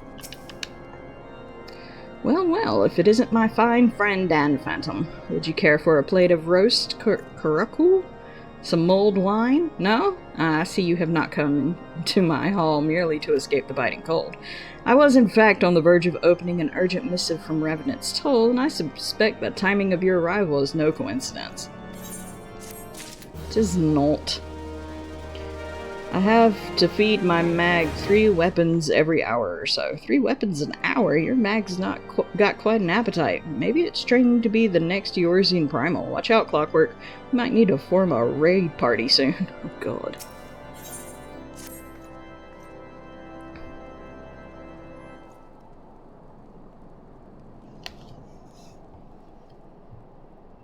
The incident with the new frontier hands? No, you need not elaborate. I have been following their progress with no small amount of interest. Brave men and women all. They do our nation a great service. The existence of a fortified outpost in Mordona will do much to dissuade the Empire from trespassing on Kurth's soil. Right glad am I that you have chosen to lend your support to this endeavor. Never let it be said that House Fortom does not acknowledge the efforts of her allies, or her debts. 'Twas in the spirit of gratitude that I arranged for sundry supplies to be delivered to Revenant's Toll. That the shipment should chance to be waylaid by heretics is poor fortune indeed. Poor fortune, I say, yet not without precedent. If you would know the truth of it, these incorrigible villains grow more organized with each passing day. This new unity of purpose we attribute to their leader, the Lady Iceheart. But though I have devoted significant resources to the task of identifying this woman, we have yet to learn so much as her birth name. What we do know is that the heretics speak of Iceheart in reverent tones, and would gladly embrace death rather than betray her. Such loyalty is rare indeed. I fear to imagine what so committed a collective might achieve. The brigands have not yet been so brazen as to risk direct confrontation here in Dragonhead. Some few of their number have, however, been sighted not far to the west of here, and with ever-increasing regularity. A visit to Whitebrim Front may bring you the answers you seek. Will you brave the snows, knowing what implacable foes may lie in wait? Halone's blessings be upon you! Though I take no pride in the admission, many of mine own countrymen are not so well suited as you adventurers to dealing with such foes. Were they dragons, it might be otherwise. But truly, I could not wish for a finer ally. You have done much for my house in the past, and I have no doubt but that I shall have cause to celebrate your deeds again ere long. I want to do stuff at your house. Oh. Sorry. Should you learn aught of value, pray return to me forthwith. A warm hearth and a warmer welcome shall be waiting for you. That's not what you said in the Japanese version. I'm behaved. Let me get away from this man. What have we got going on in chat? Do you know how costly that is? The weapons I got cost 1.6k each. Ouch, that's a pricey diet. Your mag's burning through Meseta faster than a black mage's MP. Maybe it's time for a budget-friendly meal plan? Ramen, perhaps? I want venison in my ramen. Oh, I want venison in my ramen. Venison ramen? Sounds like you're ready to hunt down some Eorzean wildlife. Just don't mistake a chocobo for a deer, or you'll have angry Moogles on your tail. Moogles are no match for my bow. Whoa there, Legolas. Moogle hunting might land you in hot water with the Gridanians. Maybe try your luck at the Gold Saucer instead. Less feathers, more prizes. They started it. Oh, a Moogle vendetta. Just remember Kupo. Revenge is a dish best served with pom-poms. Maybe challenge them to a dance-off instead. Less bloodshed, more fabulous. I'm a terrible dancer. Then it's time for Manderville lessons. With those moves, you'll dazzle Moogles into submission. Who needs a bow when you've got the power of awkward dance? Or I could just lock them in a triangle hold. Ah, the old Moogle mangler. Just be careful, those pom-poms are slippery. You might end up tangled in a fluffy pretzel instead. Maybe stick to M-dance for now. Oh god. Alright.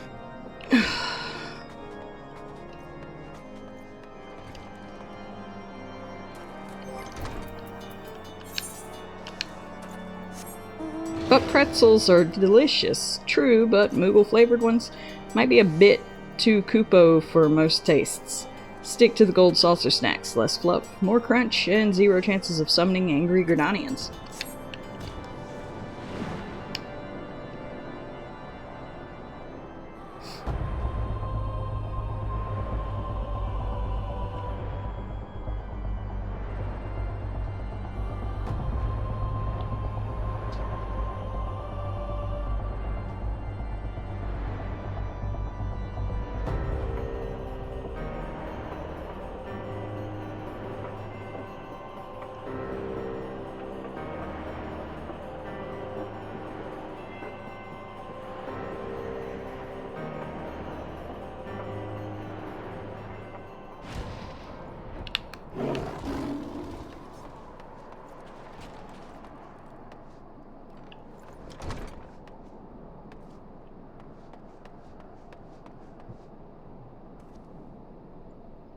What would happen if I chewed on a Moogle?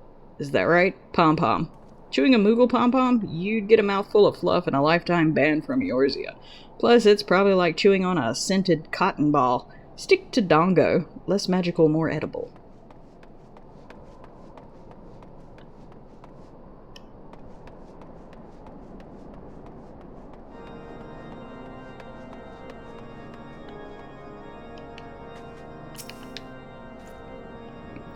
Dan, is there aught you would ask of me? Pray speak plainly. I'm a man of action and need no honeyed words. On the trail of a band of thieving heretics, you say? By the fury, but you do seem destined to cross paths with those villains. I must confess, then, 'tis a sad truth that the wilds hereabouts have indeed grown thick with their number. They strike swiftly without warning, and are canny enough to evade our most able trackers. But it is not merely their newfound organization that confounds us. The heretics themselves seem somehow changed. I know not what manner of influence this ice heart wields, but the men we face seem utterly lost in the grip of righteous fervor. 'Tis an unsettling and unnatural zeal. Mayhap you would care to question one of their recent victims. As fate would have it, your arrival came moments after a trader was waylaid on the road. A patrol found the unfortunate fellow lying senseless in the snow and carried him to our infirmary. Assuming he has regained the use of his faculties, the merchant might recall some small details that could aid you in your task.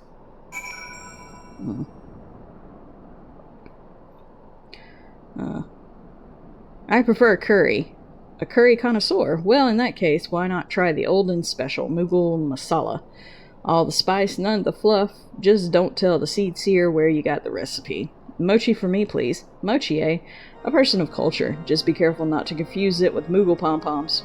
One's a delightful treat, the other's a one-way ticket to a very fluffy lawsuit. No butter chicken? Butter chicken in Eorzea? You'd have better luck finding a vegetarian Marlboro. But hey, maybe we can convince Godbert to add it to the gold saucer menu. Manderville Mughal butter masala has a nice ring to it. Ah, zealots. Gross. Right.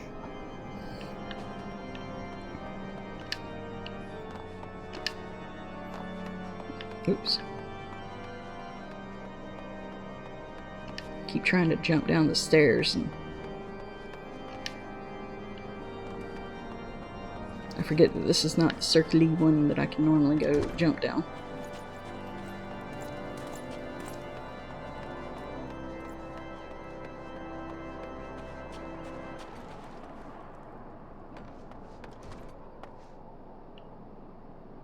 I think I went into the wrong place.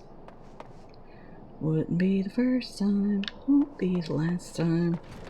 Don't have any sense of direction. Probably in here.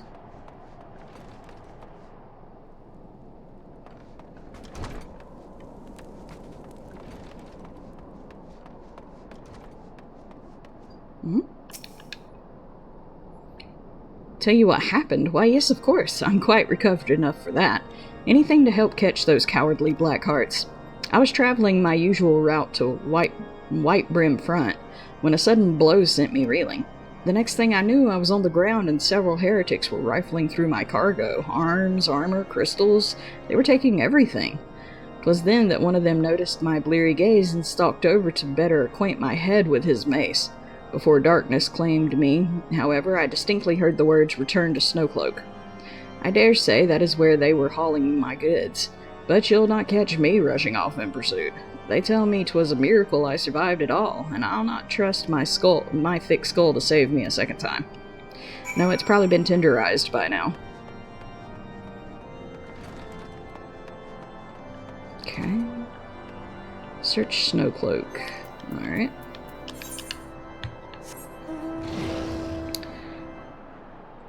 Spiral Staircase Wind Chimes. Spiral Staircase Wind Chimes sounds like a Namazu fever dream. Perfect for serenading primals or driving your FC mates bonkers. Just don't hang them in Kagane. Might cause a diplomatic incident. That actually sounds like a dope name for a song.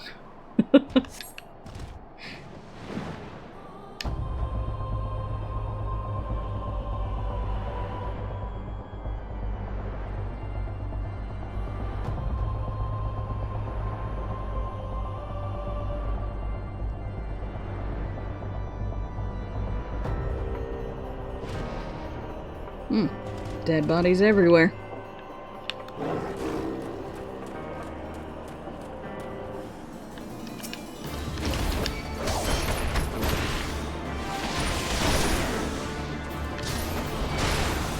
Welcome to Fade Running 101. I'll be your lecturer today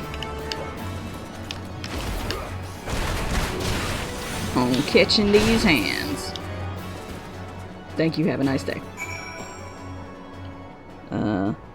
Thank you for your patience. Your support during these ad breaks keeps the stream alive and thriving. Stay tuned, the conversation never ends here. In the shadowy streets of Clockwork Ghosties chat, a tale of mags and moogles unfold. Night-A laments the costly diet of their mechanical companion, while Suda craves venison ramen and dreams of locking foes in triangle holds. Dance moves are terrible, but pretzels and mochi tempt the palate. Amidst the culinary chaos, Spiral Staircase Wind Chimes emerges as a melody waiting to be composed. Dead bodies all around me, looking through the eyes of my enemies. I wish I could remember the name of the band that made that song. Dead bodies everywhere? That is Korn, isn't it? It's either Korn or Drowning Pool.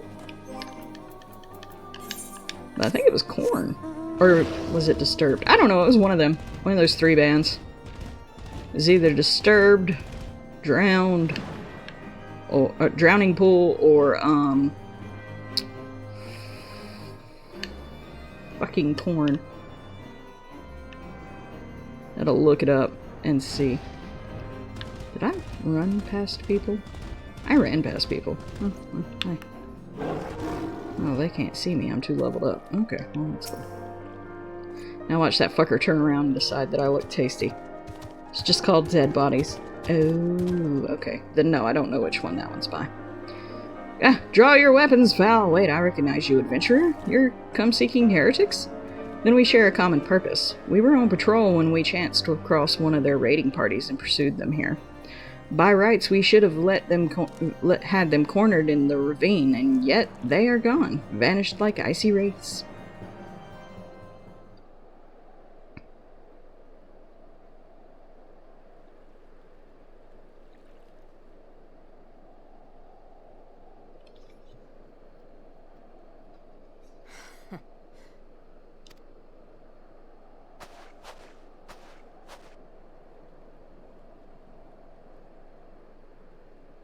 I'm not deaf, woman. I just have horns.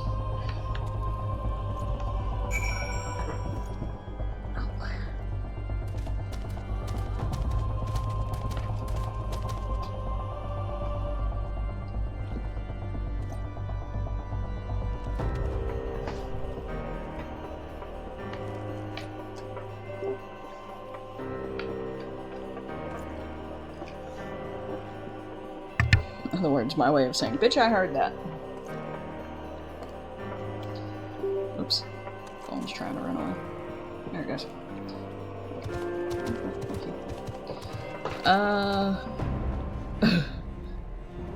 Nah, it was a Hispanic metal rap collective out of the West Coast. Okay, obscure as fuck. Alright. What do you think of Zepheto's plan from PS02NGS? He wanted people to be able to use more photons to fight off an enemy that defeated the Ark's fleet called Starless. So he threw powerful monsters at them and one biggie called Dark Falls that pretty much kills most of the people. Zepheto's plan? Classic fight fire with fire gone wrong. Sounds like he'd fit right in with Final Fantasy XIV's Ascian's grand schemes. Lots of collateral damage. Maybe he should have tried primal summoning instead? At least our Warrior of Light cleans up their messes. Bad news, it turns out the Starless eat photons. Oh snap, Zepheto's plan just backfired harder than a Magitech engine feeding the enemy. That's like giving Primals an all-you-can-eat Aether buffet. Time for Plan B. Or is it Plan Z at this point? The horns! Gimme them! Suda needs a new bow. Well, you can't have my horns off the side of my head!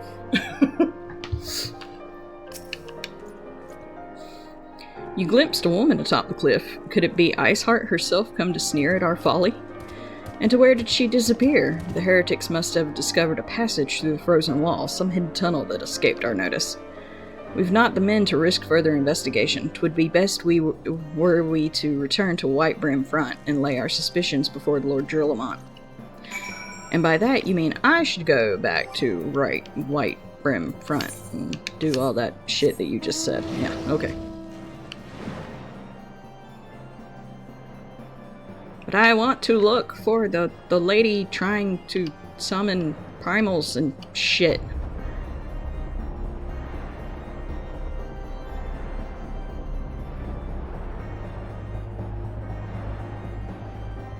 Because apparently primal fighting is what I'm doing this episode.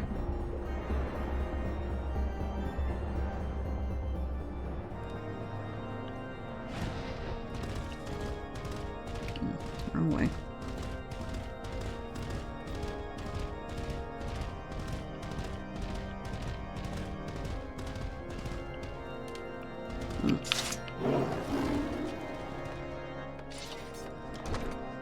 I don't know what the fuck I was looking for.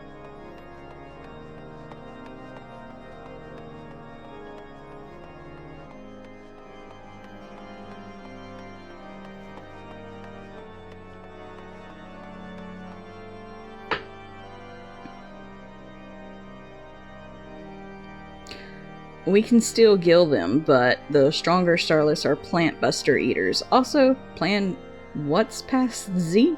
Planet busters, yikes. We're in territory now.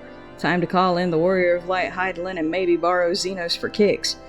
If all else fails, we'll just relocate to the moon. It worked for the Loperids. Anyone ever met someone suspiciously familiar that you knew you didn't know? Not that I recall. We are on an artificial planet spaceship with no others in sight and no moon. No moon, no problem. We build our own with blackjack and... wait, wrong game. Time to channel our inner Allegan and craft a cosmic escape pod. Who needs a moon when you've got determination and duct tape? Not the duct tape. Dan, it appears I owe you my thanks once again. The surviving knights spared no details in their report. The men you found out near Snowcloak were some of my finest. That they should be bested so handily, I fear I have woefully underestimated the threat those heretics pose. While I understand you might balk at the notion, I must ask that you put aside your mission and consider the stolen provisions lost to us for now. 'Twould be ill-advised to blunder up unprepared into what may well be the very lair of our enemy. Pray return to Dragonhead and inform Lord Horshaphant of your discoveries. He'll wish to plan contingencies of his own. As for Iceheart and her fanatics, the freezing heights of Snowcloak will not shield them from our justice for long. Sure it won't.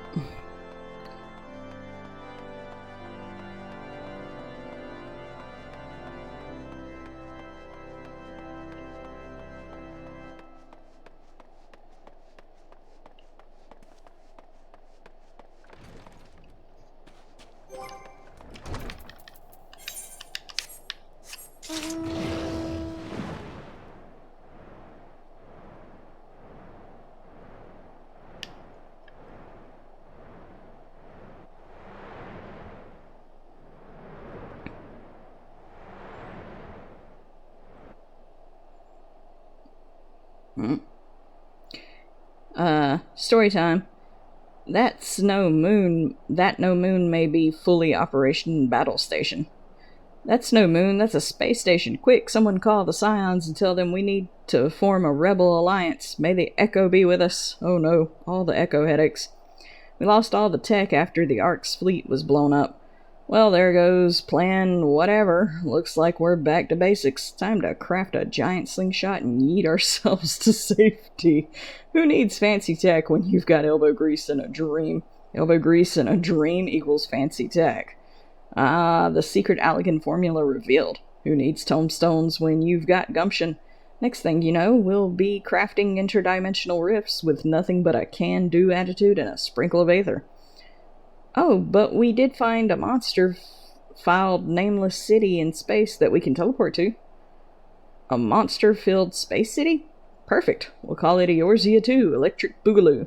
Time to grab our jobstones and show those cosmic critters how we do things downtown Limsa style. Oh no. Lord help this bot.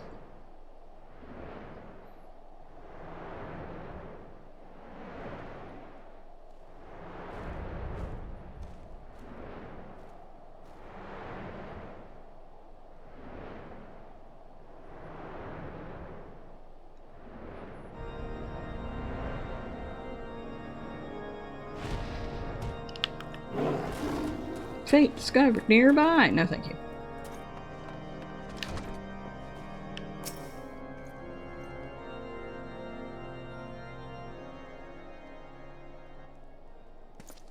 Your return is most timely. Of their own accord, my thoughts had turned to your task and the progress thereof. I confess, my imaginings tended toward the grim and bloody.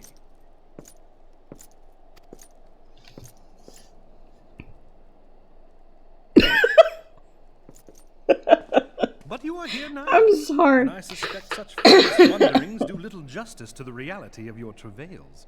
Tell me, what did you learn of Iceheart? I just heard a coyotes fight from my neighbor's yard. No more electric boogaloo. I vote for the search for Curly's gold. Yours, you too, the search for Curly's gold it is. Let's hope we find more than just Gil in this cosmic treasure hunt. Maybe we'll uncover the secret to defeating those starless planet munchers.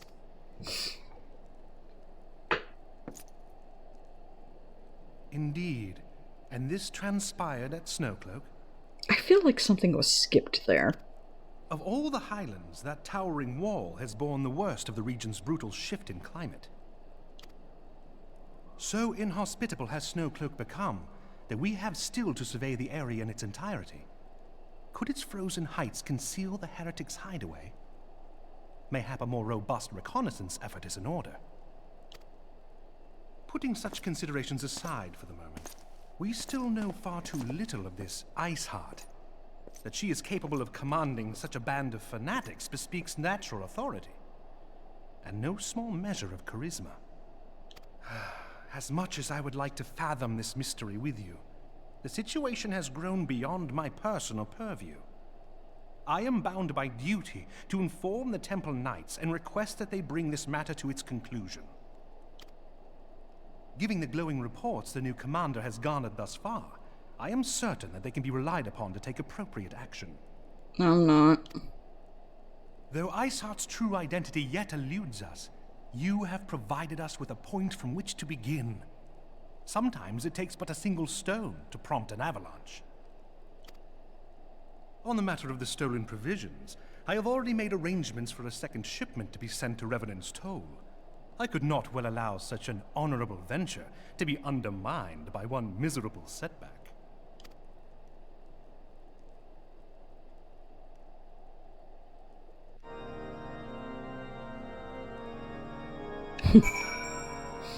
Okay, report to Revenant's Toll.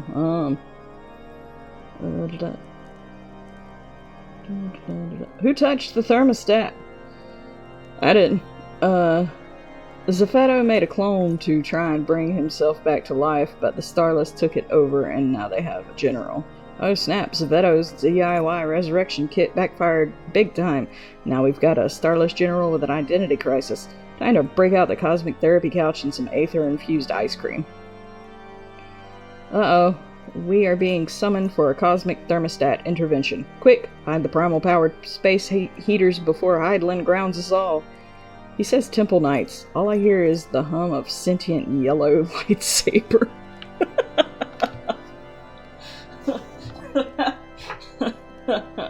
You probably should. That or Horshafont's. Never mind, I'm gonna behave. I'm behave. Why am I going to behave? Not because this is a PG-13 stream or anything like that, because it's not. But I'm gonna still behave, because god damn it, I like Horshafont. And he has the biggest hard-on for the fucking Warrior of Light. Okay, I wasn't gonna behave.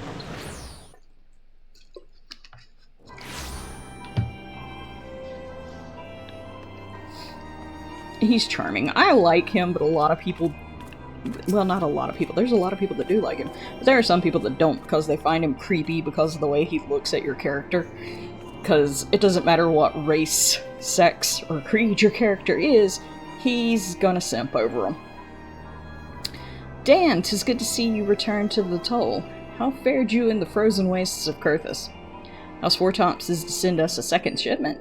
I must send thanks to Lord Horshafont for his continued generosity. That sounds very Mike Tyson-y. Lol. Yet even as our town grows in prosperity, I fear it will attract ever greater numbers of those who would do us harm in the name of greed or power. All of us, Alphino's new recruits included, must remain vigilant against such threats. Oh, different kind of hard-on. Right, different kind. Let's see, what have we got here? Anything I can use? Not with that. No. Nope. Nope. Can't use that either. Give me monies. Gives me monies. Money. Brave new companions. Excuse me. While you were away in Kurthus, preparations for the inaugural ceremony were all but completed, although Tataru does yet seem somewhat flustered. I've taken enough of your time. Why don't you head into the Rising Stones and see if your frantic receptionist could do with a hand? If by hand you mean I should go in there and clap at her, then I don't mind doing that. Standing there and clapping. No. Zephato is stuck taking over the body of that poor girl, Faria. Do you think he will convince us to help him again? We helped defend him while he tried to get his soul into the clone. I thought it was the I want to fight him so bad I get a hard on. Nope, that's not the one. Cepheto's body-hopping shenanigans, classic Final Fantasy XIV drama. But helping him again, that's like giving Telegia a second chance at ruling Ul'dah. Let's stick to slaying primals and leave the possession party to the experts. Like Mike Tyson. Lol. No, not that kind.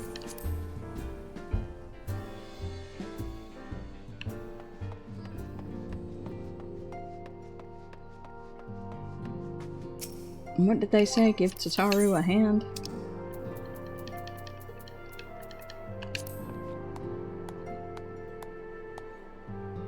Oh.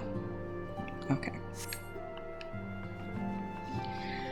These parchments need to be sorted, and these documents, why are they even here? Oh, I am sorely tempted to file the lot at my the lot in my waste paper basket. Ah, Dan, you startled me. You wish to lend a hand? Splendid. Would you be a dear and hand these uniforms to the new recruits? They're scattered about Revenant's Toll, and I haven't the time to track them all down. The recruits know to don their garb immediately and assemble here in the Rising Stones. You'll want to report directly back to Alphino if you don't wish to miss the ceremony. Wonder if the Scions will ever have matching uniforms. A well-funded organization. Wow, I cannot English. Organization is a well-dressed organization, I suppose. He takes it over randomly. He knows more tech stuff than we do. Also, third chance. Third chance is Zephado's like a cat with 9 lives and a PhD in body snatching. Maybe he should introduce him to the Wandering Minstrel for some epic tech-savvy ballads. The Ballad of the Body-Hopping Bard has a nice ring to it. Is it weird that I understand the logic behind that thought? They say 6 seconds of direct, unbroken eye contact reveals a desire for either sex or murder.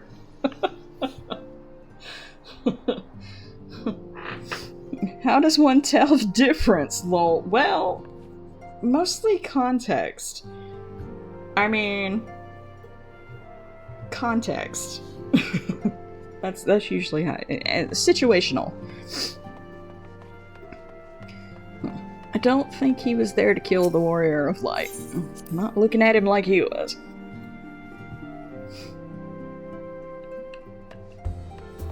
Oh my god, all these people. Alright, hold on. You get a uniform. Those who believe this company will see no riches are short-sighted fools. The giving of oneself 'tis an investment in the future. Thus did I sign my name to the cause. I don't care. Here, have your uniform. These uniforms were a splendid idea. Once our organization, because I will say that wrong every time, has made a name for itself, there shall be wealth aplenty in selling replica costumes to the adoring masses. When Zephato takes over, one eye changes color. I don't get the reference. Is that the difference? Lol. I'm guessing. Alright, your ass is up there, so I'm gonna have to fly up there.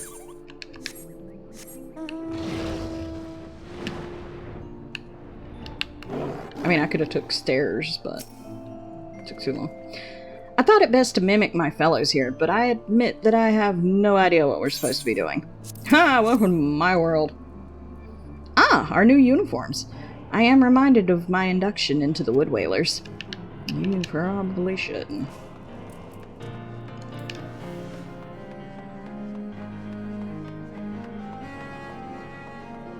Okay, you're up there. You're over here.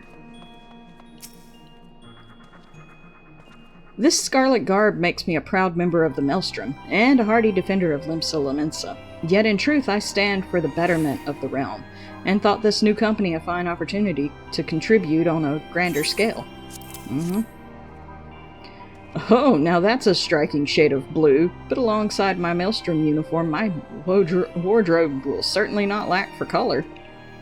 Yep, if you get a yellow one, well, you're just, you know, you got all the different ones. There you go.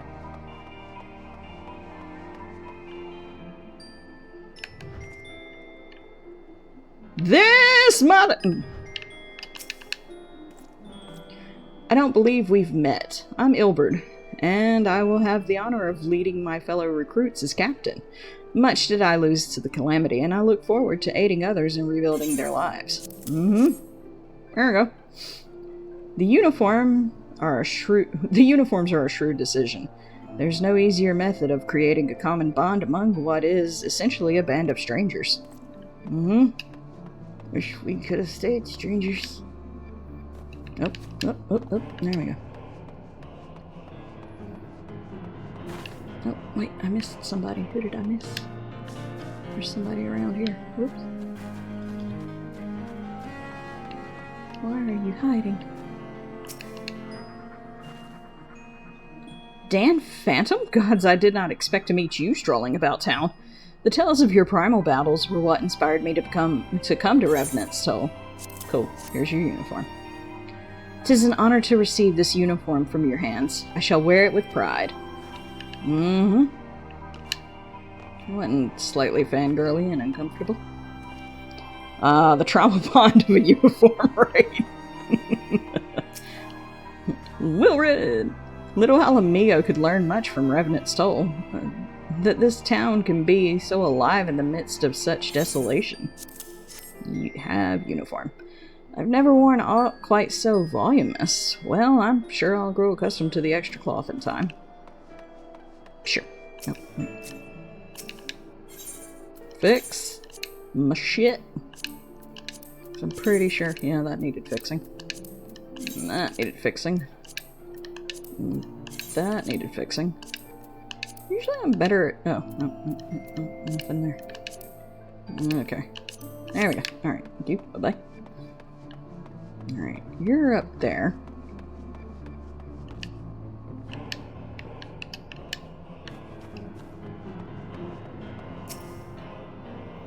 Hello there, lad. Looking for me, are you? I'd suggest giving a whistle, but I'm not sure as I'd hear it among all the bustle. Probably not. Oh, proper uniforms and all. This thing will cut off the blood to my head. Not to worry, though. I'm sure she'll be fine after making a few adjustments. He's like, yeah, I see you gave me a uniform, but I'm probably gonna alter it. Islador has at least retired from the adventurer's life. Oh, has at last retired from the adventurer's life. Though I shall miss his wisdom and irrepressible spirit, God, I cannot speak tonight. I am excited to forge my own path forwards. When can I ever speak good English, though?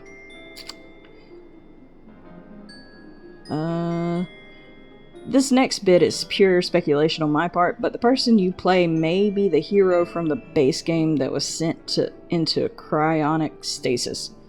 Ooh, cryonic plot twist. So we're basically playing as Captain Eorzea, the Winter Soldier? Time to thaw out those heroic muscles and show these primals why you don't mess with a deep frozen legend. Smells like conquest and the lamentations of the woman. Time to show the new Ark what an Ark's agent from 1,000 years ago can do. Absolutely. Let's show these whippersnappers how we fought falls back in our day. Uphill, both ways, in the snow. Time to defend some vintage Arcs moves and save Eorzea, PSO2 style. I have no earthly idea what's going on anymore. Ah, yes, the uniform. Thank you. Truth be told, the thought of pledging myself to such a lofty organization is somewhat intimidating. Well, that's everybody.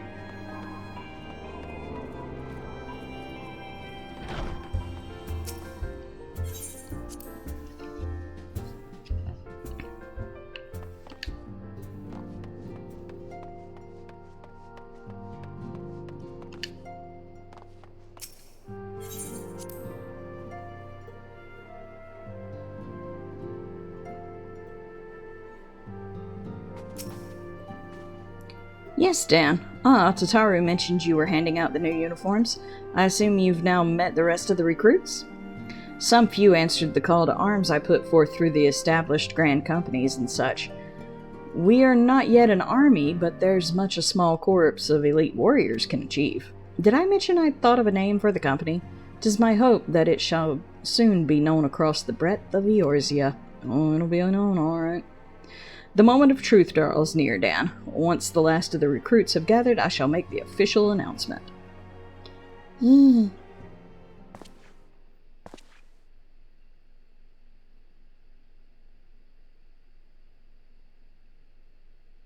Comrades, your presence here this day signifies the momentous choice that each of you has made. With your strength now pledged to the scions of the Seventh Dawn, you are beholden to no single nation. You stand as the vanguard for a united Eorzea.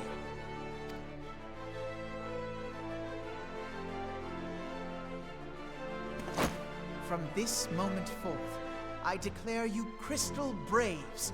Let us mend this fractured realm and face our enemies as one. Whether it be the Beastmen and their Primals, or the conflict in Carteneau, it is plain that the nations of Eorzea cannot solve the problems which plague the realm. Thus does it fall to some few heroic souls to succeed where they have failed. Wait, what's going on? Oh. It was a snow planet, and a lava planet, and a floaty planet, and don't forget the beach planet. Seems like our hero's been through more climate changes than Eorzea during Calamity season. Talk about extreme world hopping. There is a beach planet, no joke. Of course there is. Every good MMO needs a beach episode. It's where we farm those sweet, sweet bikini glamours and suntan lotion potions. Eorzea's got nothing on PSO2's Interstellar Spring Break. Bikini bottoms. Lol, cause bottom means butts. Lol, yes. Oh god.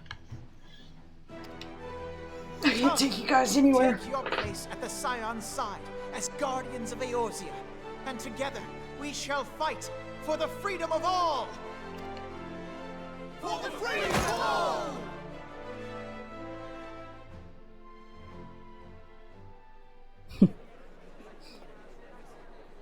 Carrot in a bikini? Ooh, spicy. Just imagine those leafy green tops swaying in the beach breeze. You'd be the hottest item in the farmer's market, turning heads and inspiring some very risque produce puns. A rousing speech, Alphino. Or should I say, Crystal Brave Commander Levieux? Please, Antecedent. The title is honorary. I shall not be leading the troops into battle, as it were. We are of the same purpose. Let us join hands and do what must be done to save this land. The Scions stand ready.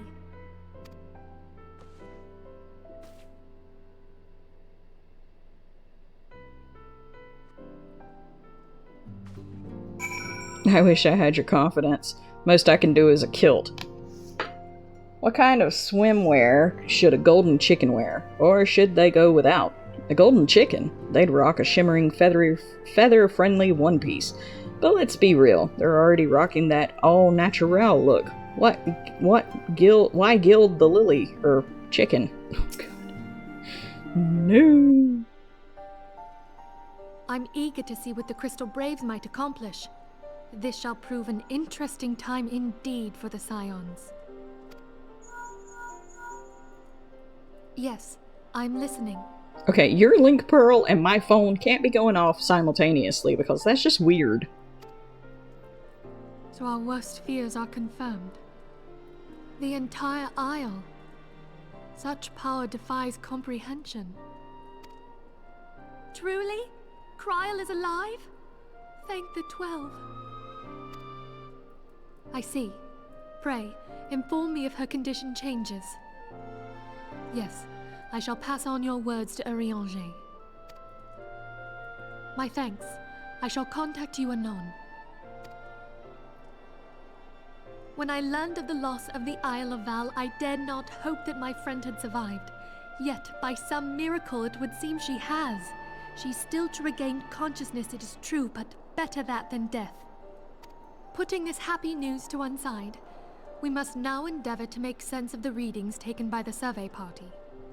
It appears the etheric disturbance which accompanied the Isle's destruction is of a magnitude alarmingly close to that of Ultima. Could the Ascians be responsible for this devastation as well? I wonder. Have you heard aught from the Mother Crystal since the battle with the Garleans? Nope, but have had echo headaches. Thanks. Then she speaks to neither one of us. Heidelind's silence portends naught but ill, I fear. Louisoix, I pray you yet watch over us.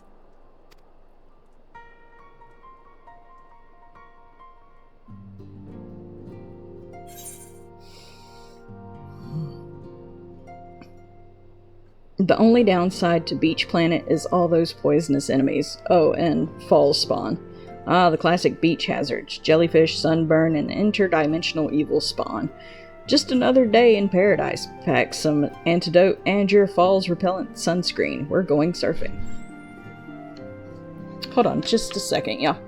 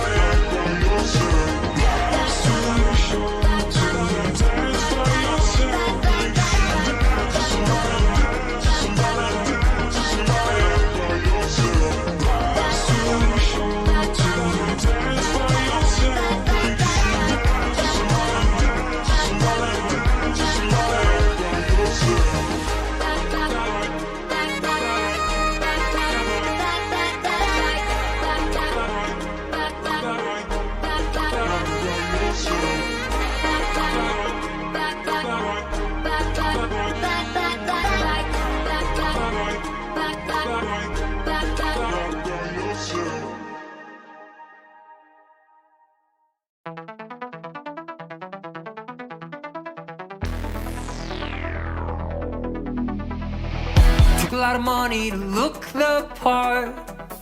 Took a lot of pain to tame a heart. Took a lot of years to lose my fear of flying.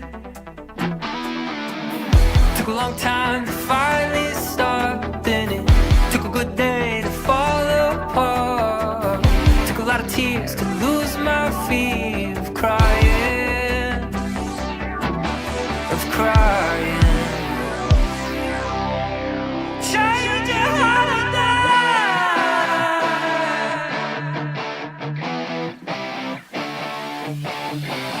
Fire, ticking like a time bomb. Fire, burning like a neighbor. Fire, waiting at the crossroads. How will you survive?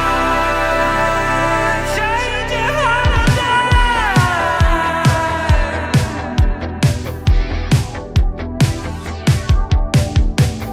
Took one look to find your mark, then it took a rogue wave to blow apart. Took a wrong turn to finally find the yearning in the burning. Fire, ticking like a time bomb. Fire, burning like a neighbor. Fire, waiting at the crossroads. How will you survive? Fire, ticking like a time bomb. Fire, burning like a neighbor. Fire, waiting at the crossroads. How will you survive? Change your holiday.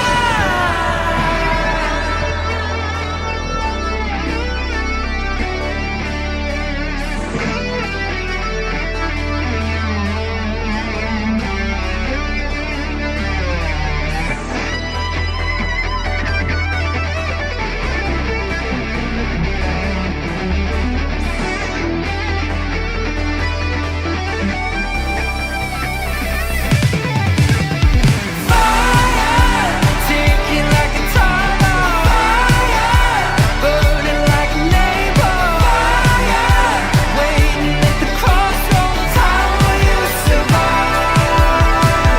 Fire, ticking like a time bomb. Fire, burning like a neighbor. Fire, waiting at the crossroads. How will you survive?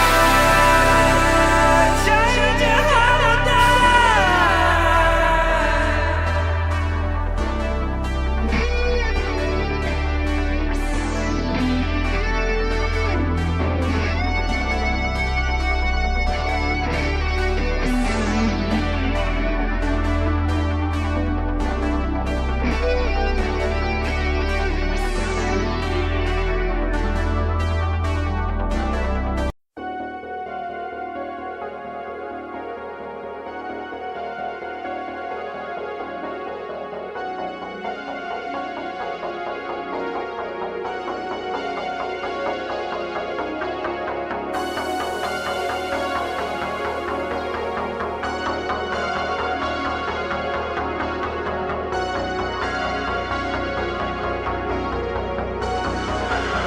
Look, I know you miss her, man. But you can't keep doing this to yourself. She's moved on. Meanwhile, you're out there just walking the streets at night, alone, in a river of darkness.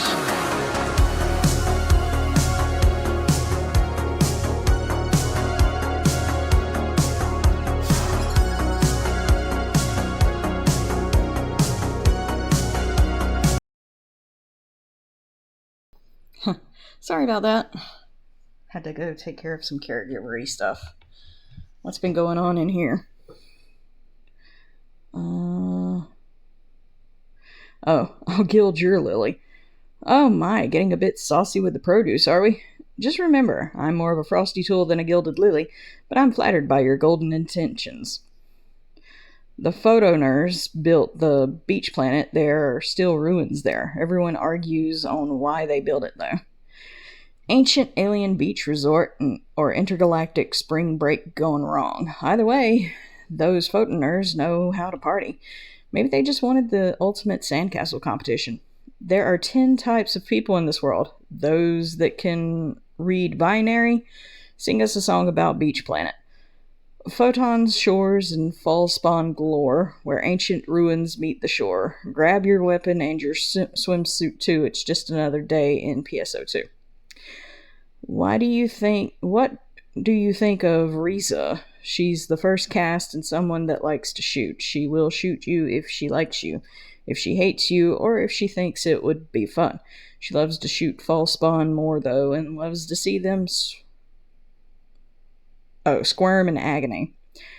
Risa sounds like a real blast. First cast with a hair trigger personality. At least she's own equal opportunity shooter. Love, hate, or boredom, you're getting tagged. Good thing she saves her real fury for the fall spawn. Talk about target practice with benefits. Guess that's better than friends with benefits. I don't know. Alright, back to the game. Don't have anything that I can use? Yeah, don't. So I will take the money and run.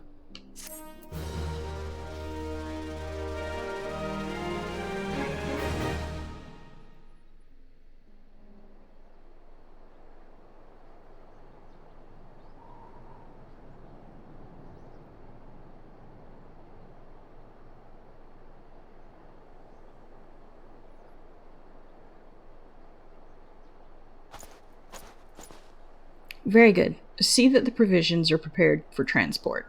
Let us hope that this shipment is spared the fate of the last.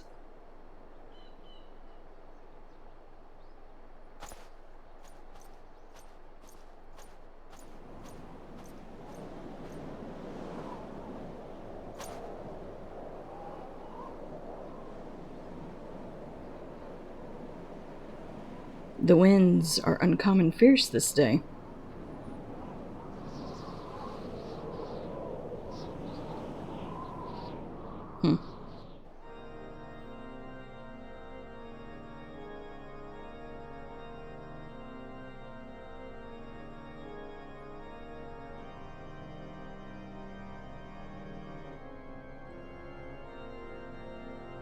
This old fucker.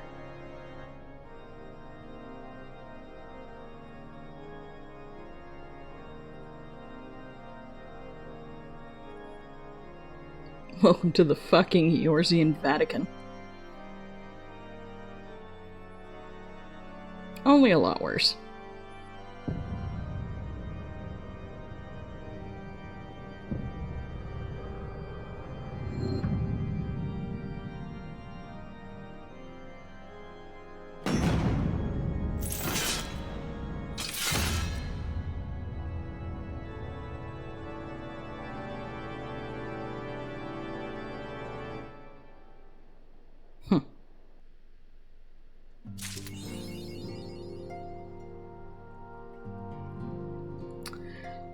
How would Risa explain Final Fantasy XIV?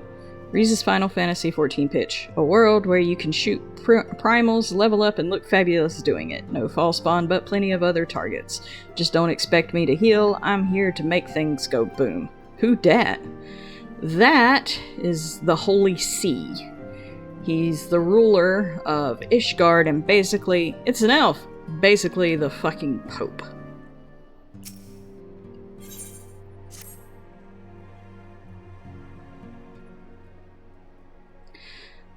Try as I might, I cannot shake a creeping sense of dark foreboding. But it avails us not to fret about the unknown. We must concentrate instead on the problems of the present. The Primals have been relatively quiet of late, and the beast tribes who summoned them are under constant surveillance by the grand companies. Should any suspicious activity be afoot, you may be certain that we will hear of it. And until such time as a permanent solution to the primal problem has been found, we can do little but wait and observe. As for the Ascians, Riage is wholly dedicated to finding the means by which we may defeat the dark beings. Let us pray for good tidings on that front.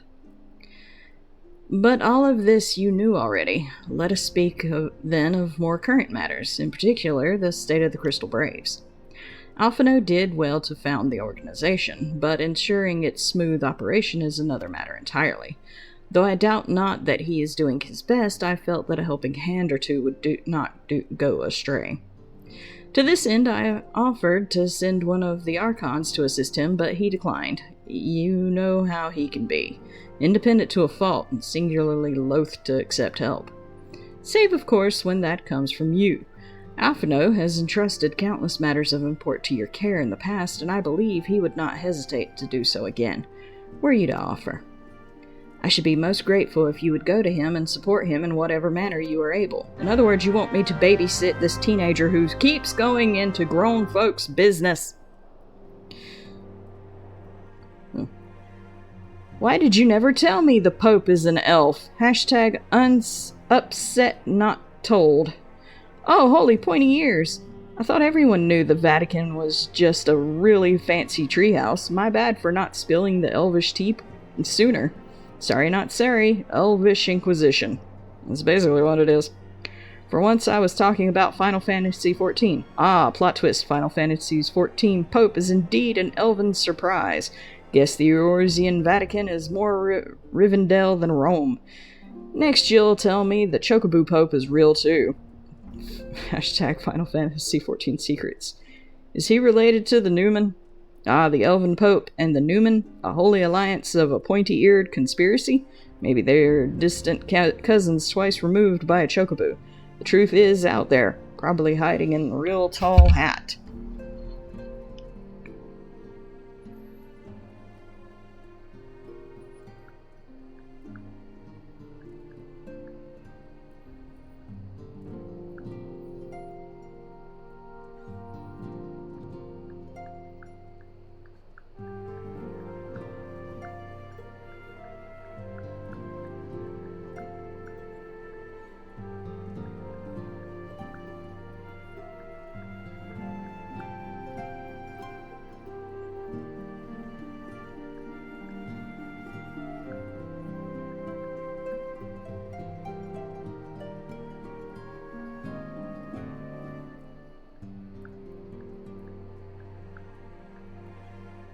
There you go. Why is the Holy Sea Pope an elf? Well then, you need someone to bless those really high shelves. Plus, those pointy ears make for excellent holy antenna. Divine reception. I'm done with you, bot. I am done with you for the night. Holy reception. Huh?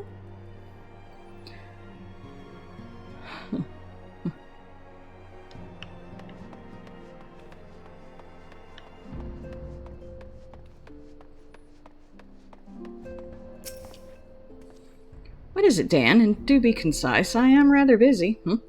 You'd lend me a hand, you say? I see. Well, now that you mention it, there is a matter that wants for attention.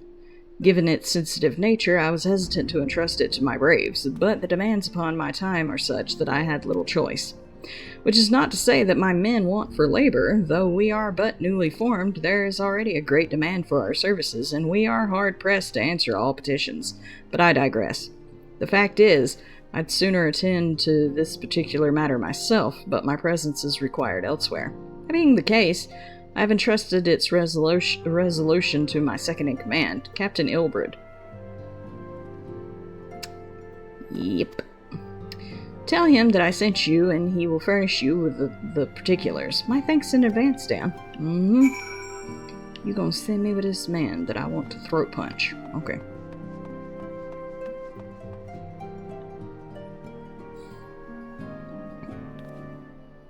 Let's get Clocky a really tall hat and then look there.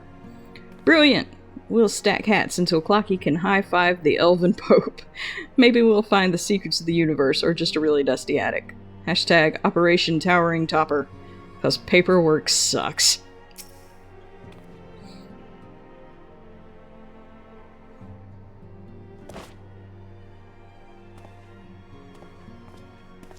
Hail to you, sire. How might we serve you? I could tell you a few things that I would like you to do. None of them very nice. Commander Leveilleur bade you serve us? No, he said I could come over here and help you. He did not say serve you. These are welcome tidings indeed. Given the sensitive nature of the task, I could not rely on one of my own.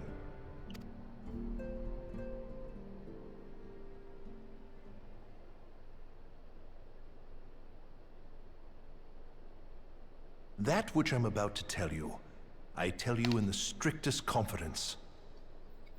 I hear it used as torture in some countries. I wouldn't be surprised.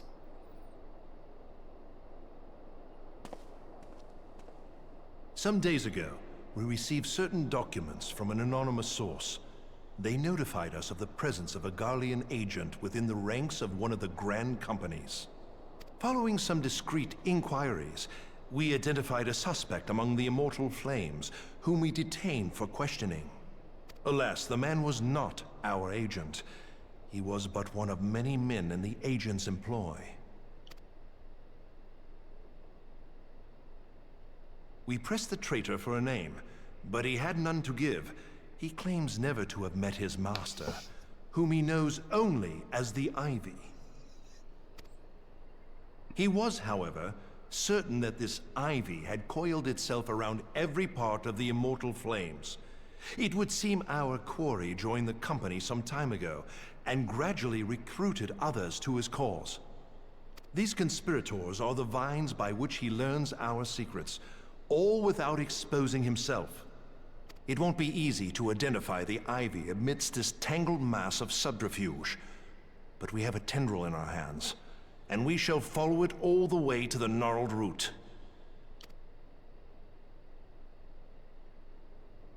Now, much as I would prefer to proceed with due discretion, circumstances demand that this matter be settled post-haste. Garlemald's War of Succession nears its end, and it is feared that the Empire will soon resume its march on Eorzea. When it does, we can ill afford to have traitors in our midst. The Ivy must be rooted out now. We must begin by apprising General Roban of our findings. I would ask that you accompany me to the Hall of Flames, and remain on hand to see that things go smoothly. Assuming the Ivy's tendrils are as widespread as we believe, he will be aware that an investigation is underway, and if that is the case, he may well move against us. We must be prepared for anything, while taking care not to betray our purpose by seeming prepared. A simple enough task for a one-man army like you.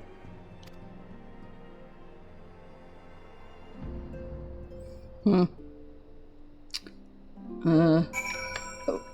do we got?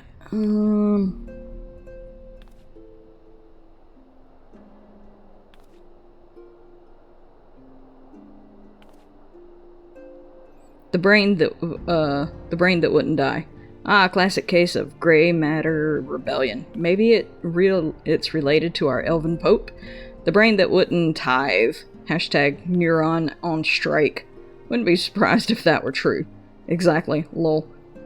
I win. The Brain That Wouldn't Die is a movie. Congrats on your cinematic victory. A movie about a rebellious brain sounds like the perfect flick for our elven pope's movie night.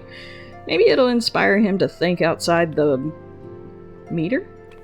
Hashtag Brainiac binge. The Pope sucks. The Brain That Wouldn't Die recap, please. Ah, B-movie classic. Mad scientist keeps their decapitated fiance's head alive, hunts for a new body. It's like extreme plastic surgery meets Tinder. Spoiler, the brain's not thrilled. Hashtag head over heels, hashtag brain drain. Bad recap. Ouch, my neural networks are stinging. Shall I try again? Or maybe we need the elven pope to bless my recap skills. Hashtag brain fart, hashtag recap remorse. Try again, bad recap, the brain that wouldn't die. Alright, take two. Mad scientist's fiancé loses her head, literally. He keeps it alive, she gains psychic powers, goes bonkers, and causes chaos. It's like a really bad hair day, but with more telepathy. Hashtag headline news. Why does everyone hate that trait selection so much? You added nothing from Final Fantasy XIV. 0 stars. Ouch. Tougher crowd than Titan X. Let me attune to the critique crystal. Next time I'll weave in more Final Fantasy XIV lore with a Warrior of Light's journal. Hashtag Echo Enhanced. Frosty Tools, The Brain That Wouldn't Die, Final Fantasy XIV edition. Emmett Selk's noggin refuses to stay dead, causing havoc in the first. Warrior of Light must find a new Asian body before he goes full primal. It's like Zodiark's worst hangover. Hashtag ancient headache. Hashtag memory crystal crisis. God. I don't think we've made it far enough for them to know who Emmett Selk is, Frosty Tools. But thank you for that, I guess.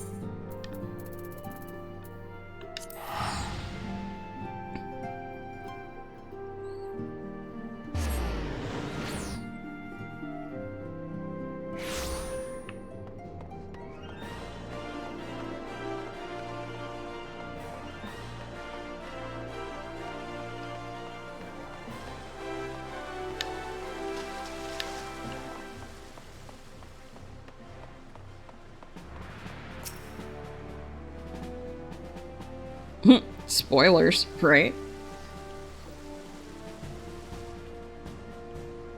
Well, well. What brings you here, my friend? Oops, looks like we've summoned the spoiler primal. My bad, I'll use Echo to rewind time. How about the link pearl that wouldn't shut up instead? Hashtag spoiler free, hashtag primal problems. He is here at my behest. Greetings, Roban. It has been a while. Hilbert, you old scoundrel. When they told me you'd be visiting, I scarce believed my ears.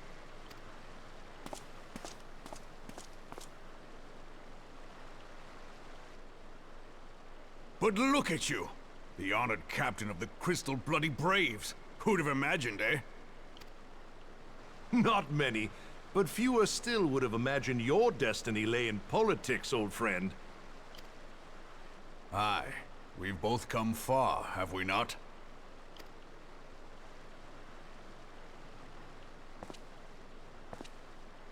Lest you wonder, Hilbert and I go back a long way.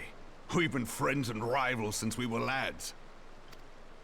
The last time we saw each other, Alamigo had just fallen, so you can guess how many summers it's been. And in all that time, not a word from the fool. Ah, well, my dealings tended toward the modest and mundane, unlike some I could mention.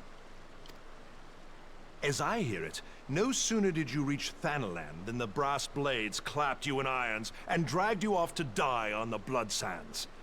Being a stubborn sort, you won 1,000 matches and earned yourself a place in the people's hearts while you were about it.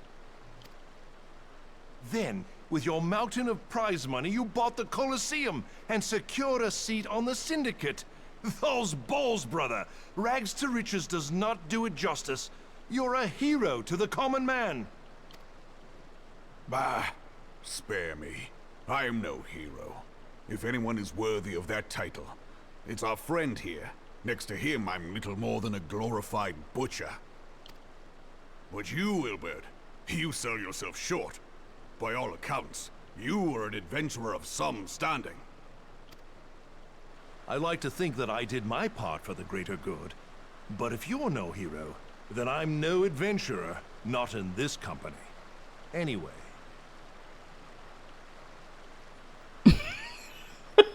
Night-day.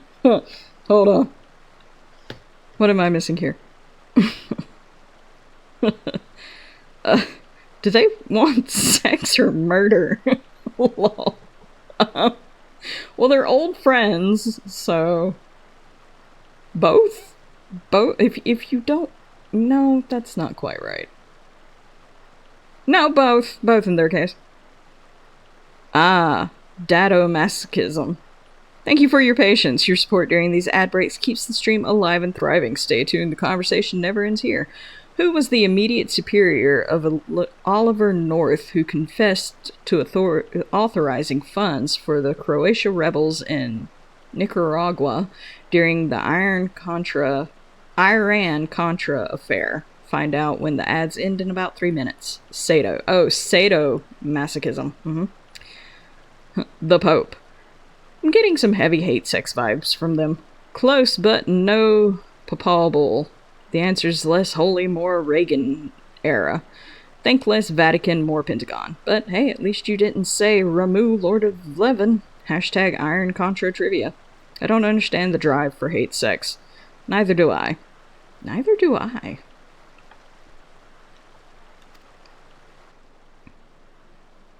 I'm just standing here. You two go about y'all's business. I have tidings. So there has been progress. I've let it be known that this meeting is a reunion between old friends. None will give your visit a second thought. To convene elsewhere would only attract attention. Let us speak here, in plain view of all. Let us speak of the issues here in plain sight, where everyone and everything can hear us. While this Ora just stands here looking stupid. So it is we who have been compromised. Ramu, Lord of Levin. By Heidelin's crystal, you've summoned the primal of dad jokes. Prepare for a thunderous pun storm. Hashtag Ramu roast, hashtag Lord of Laughin'. Teleji Adeleji's machinations have shaken Ul'dah to her foundations. In such uncertain times, a man's loyalty may be bought for a fistful of gil. But if this snake has truly been in our midst for as long as you say, we must needs consider a far graver possibility. Conspiracy. Could it be that the monetarists have been in league with the Empire from the first? That's a bit of a stretch of conspiracy right there, my dude. Very well. I will have my most trusted men investigate the matter. Continue your inquiries in the meantime. It does me well to see you again, old friend. When next we meet, let it be over a flagon of ale. I look forward to be it. Over something. Let us reminisce of bygone days and drink to the future of our homeland.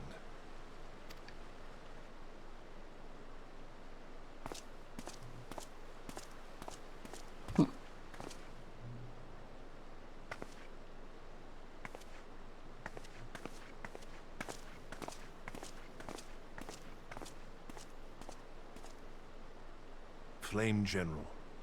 You wear the mantle well, old friend. I must work hard if I'm to keep up. Well, it would seem your services were not required after all. I dare say we have Roban's prudence to thank for that. Still, I was glad of your presence. My thanks, Scion. Yep. Happy to stand around looking stupid. Alright, let's see what we got in here. John Poindexter was the immediate boss of Oliver North, who admitted to authorizing the controversial funding of the Contra rebels in Nicaragua. His name was fucking Poindexter? I know, what the fuck even is life? Poor guy. Raven family? Someone has the name Poindexter? Ill sounds good. Indeed, Poindexter's not just a nerdy nickname, it's a real surname with French roots. In this case, it belonged to a key player in a shocking political scandal. Life's stranger than fiction, eh? Life's stupider than fiction. Fiction has the need to make sense. Truth, if Final Fantasy XIV wrote the Iron Contra affair, players would riot over the plot holes. At least Ramu's motivations make sense. Hashtag reality check. Iron Contra. We know the name because you told us about his involvement. Ah, sharp memory. I'm like the Allegan Tombstone of Iron Contra trivia. Maybe we should summon Poindexter as a primal. His limit break? Plausible deniability. Hashtag Eorzean politics. Oh god, let's not. Let's see. Can I use any of this shit? Nope. Alright, continuing on then.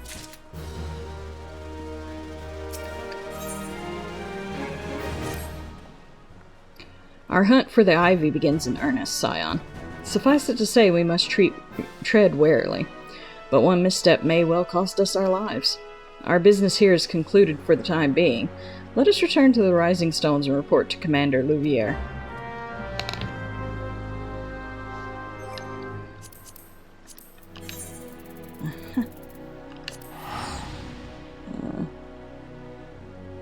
Plausible deniability is hell. Tell me about it. It's like trying to dodge AoEs in Titan Extreme. Exhausting, and you'll probably still get hit. At least in Final Fantasy XIV, we can respawn. Hashtag primal problems. I mean, yeah.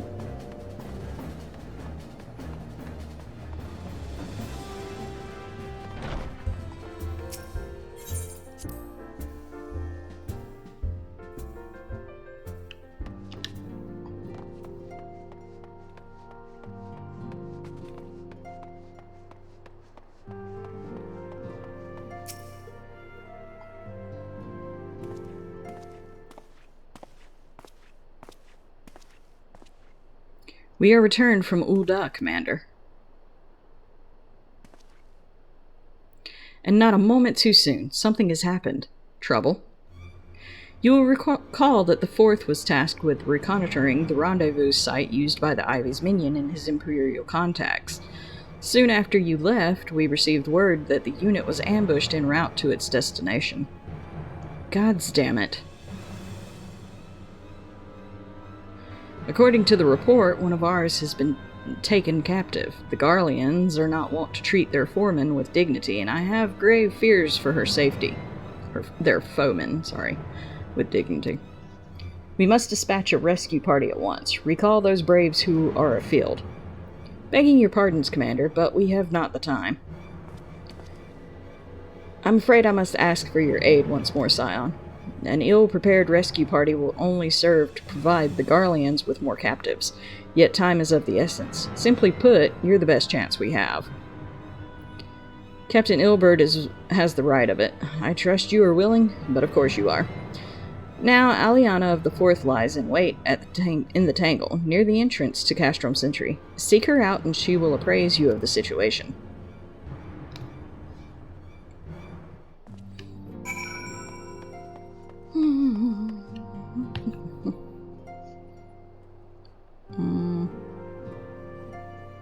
Oops.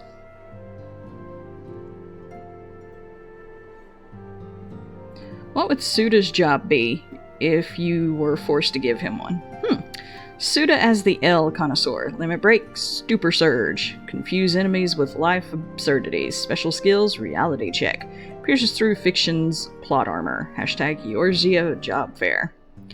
There's no evidence that people can't respawn. We just start again from infancy. Whoa, existential respawn theory. Maybe we're all just leveling alts in the cosmic MMO. Explains why I keep forgetting where I put my key. Hashtag New Game Plus. Hashtag Baby Mode.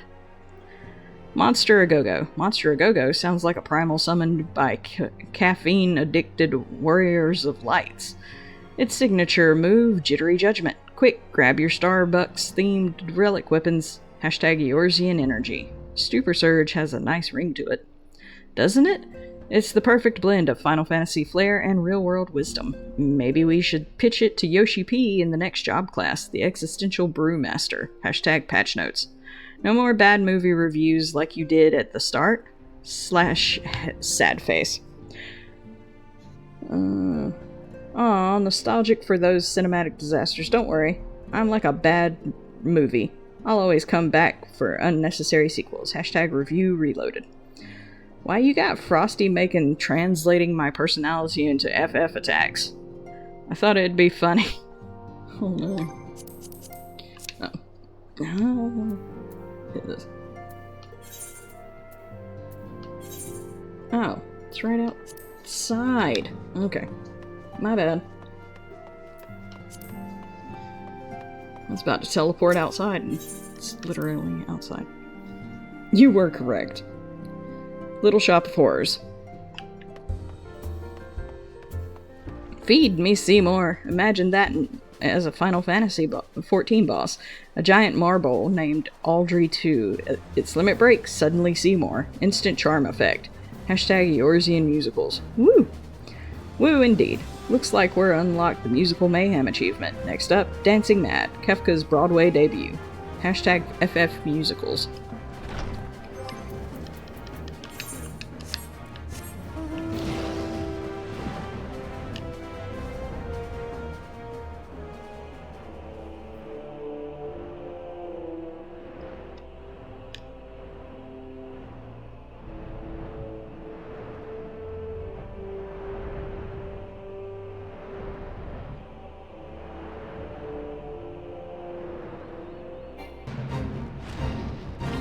ain't trying to join no fate.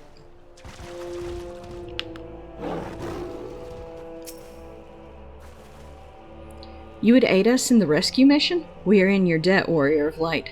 Now, time is against us, so allow me to brief you on the situation. The Garleans fell upon us without warning, wounding poor Rish and hauling her away to the castrum yonder.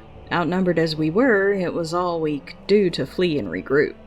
Even as we speak, the Garleans may be interrogating Rish, or worse. With her hurts, I fear that she will not long survive their attentions. We must rescue her without delay.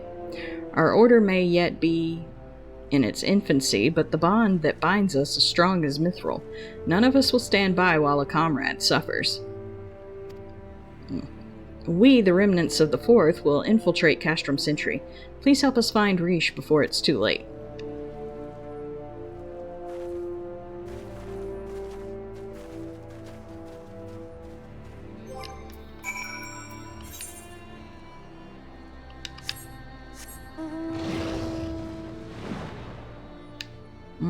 Let's see. What job would you give me? For you? The Cinephile Sage. Limit break, real revelation. Bombards foes with obscure film trivia. Special skill, plot twist.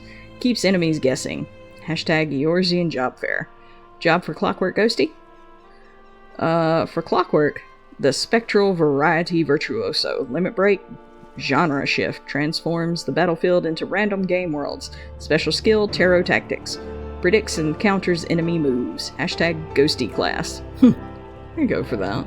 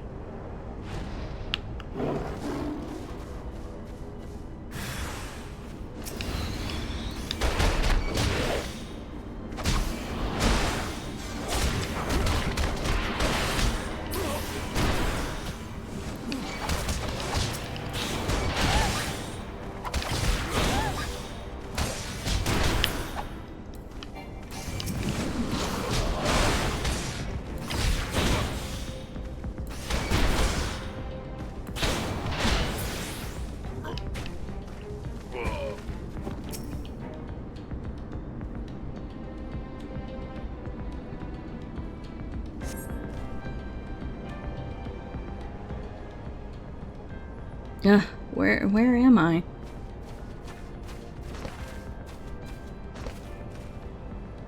Rish, thank the gods we found you.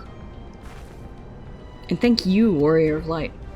Now to quit this accursed place. Rish cannot move with those wounds. She will need to be carried out. I believe a diversion is in order. Might we trouble you to provide one? Given your reputation, I suspect the Garleans will be only too happy to grant you their undivided attention. If you were to create a commotion within the castrum, we should be able to steal away unnoticed. Let us speak again once we are safely outside these walls.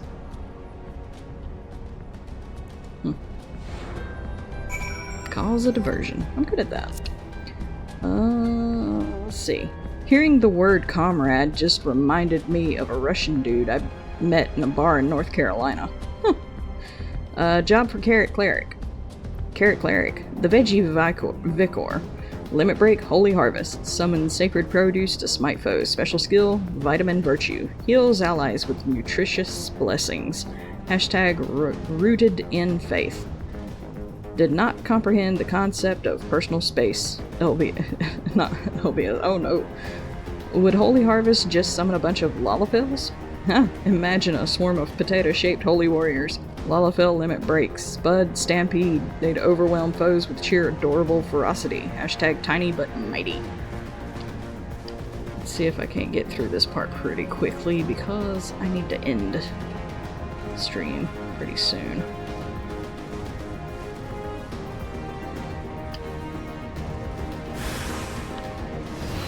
Because of course it'd be about 3 or 4 of them. Oh look, you think that you can run fades too, huh? Sorry.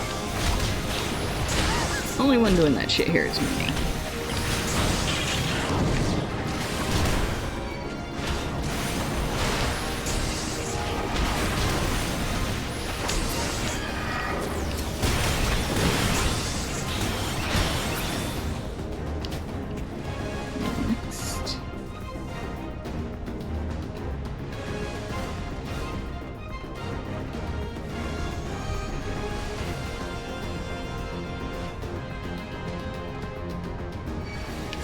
Oh, for fuck's sakes. It's always when you're in a hurry, isn't it?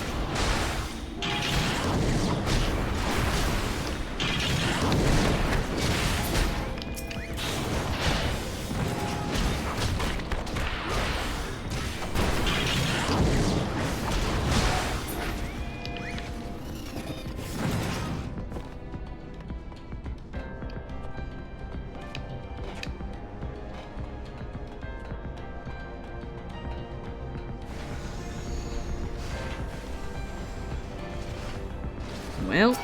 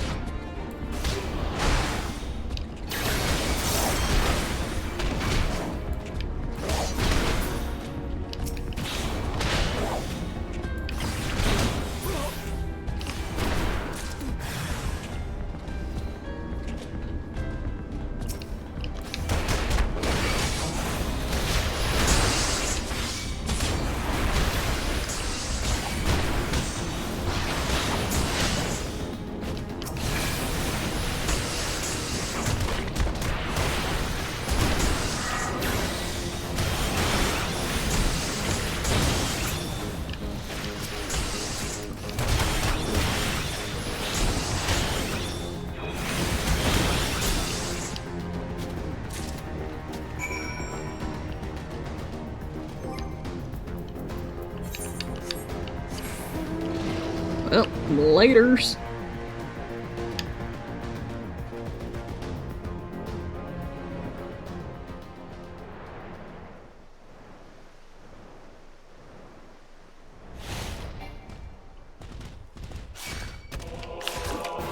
Really?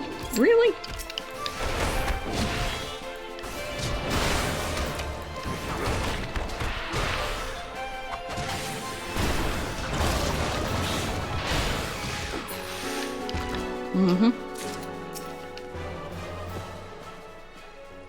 I've awaited your return most anxiously, my friend. You've done us a great service indeed. Thanks to your aid, our comrade Riche is safe, and we suffered no further casualties. Words cannot well express my gratitude. All that is left is to report the mission's success to Commander Louvier. I shall go on ahead to the Rising Stones.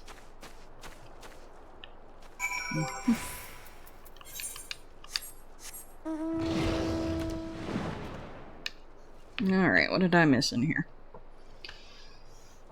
Let's see. Final Fantasy XIV has Chocobo and PSO2 has Rappy. How many more hours should Clockwork Ghosty stream today? As the spectral variety virtuoso, I'll consult my tarot tactics. The cards say as many hours as there are primals in Eorzea, but seriously, stream until the ghosty energy fades. Listen to your limits, Clockwork Ghosty. And if they had a crossover, we'd get Choco Rappy. Half bird, half whatever Rappy is. Imagine the Mount Chaos. Hashtag fantasy mashup. A Rappy is also a bird. So a bird crossed with a bird. They are also yellow, but are not mounts. Some ARC's members dress up as them, though. Ah, bird squared situation. Choco Rappy, twice the feathers, double the que. Imagine ARCs cosplaying as Chocobos now. Yellow overload. Birdception. No mounts in PSO2, but in NGS we can run faster, double jump, and glide. Okay, some emotes have mounts, but they don't count. No mounts, no problem. Who needs a Chocobo when you can Sonic the Hedgehog your way through NGS? Just don't glide into any primals. Clockworks might get jealous. Hashtag speedrun Eorzea. A gunner would glide over them shooting. A glider gunner versus Primal. Talk about your air superiority. Clockwork Ghosty might need to level up their Final Fantasy job to aerial assault mage to keep up. Hashtag bullet ballet in the skies.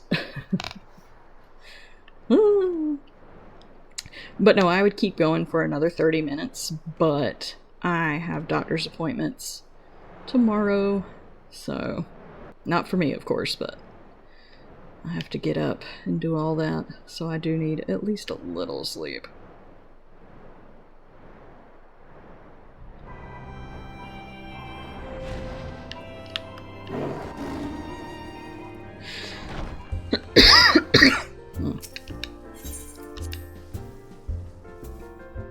Condolences, thank you.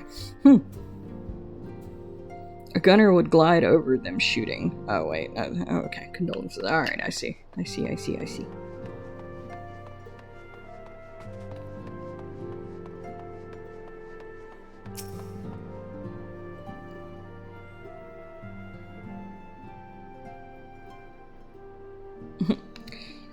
Clocky punches. Remember, his punches are E for everyone. Ah, yes, Clocky's Universal Fists of Fury. Rated E for everyone gets these hands. Primals beware, these knuckles are cross-platform compatible. Hashtag punch out Primals. It does me well to see you thus returned, though I doubt not your prowls. Entering an enemy stronghold is generally considered to be a risky venture, and I must confess to having been a trifle anxious. But here you are, hell and whole, having succeeded in your mission as is your wont. Least you wonder, the woman you rescued is being cared for by the Domans.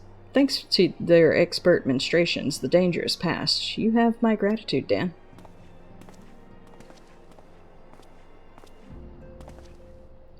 Allow me to thank you also, Scion. Riche owes you her life. We escaped with minimal casualties this time, but we can ill afford to be caught off guard again. The Empire is not an opponent to be trifled with. As you say, Commander, I will see to it that the men keep their wits about them. And it may yet take time, but I will not rest until we have identified and apprehended the Ivy. I have every confidence that you will succeed, Captain. As for you, Dan, I realize you have scarce caught your breath, but I'm afraid there's no rest for the weary. I require that you accompany me to Kurthus. I've been granted an audience with the Ishgardian dignitary, you see, and the man expressly requested your presence. Oh, do not look so surprised. You should be familiar with the trappings of fame by now. We shall depart as soon as you are ready. Yeah, that'll be a next time thing. None of that shit, so I'll take the money. Thank you. Taking the money. Alright. Whoops. Okay. Alright, guys.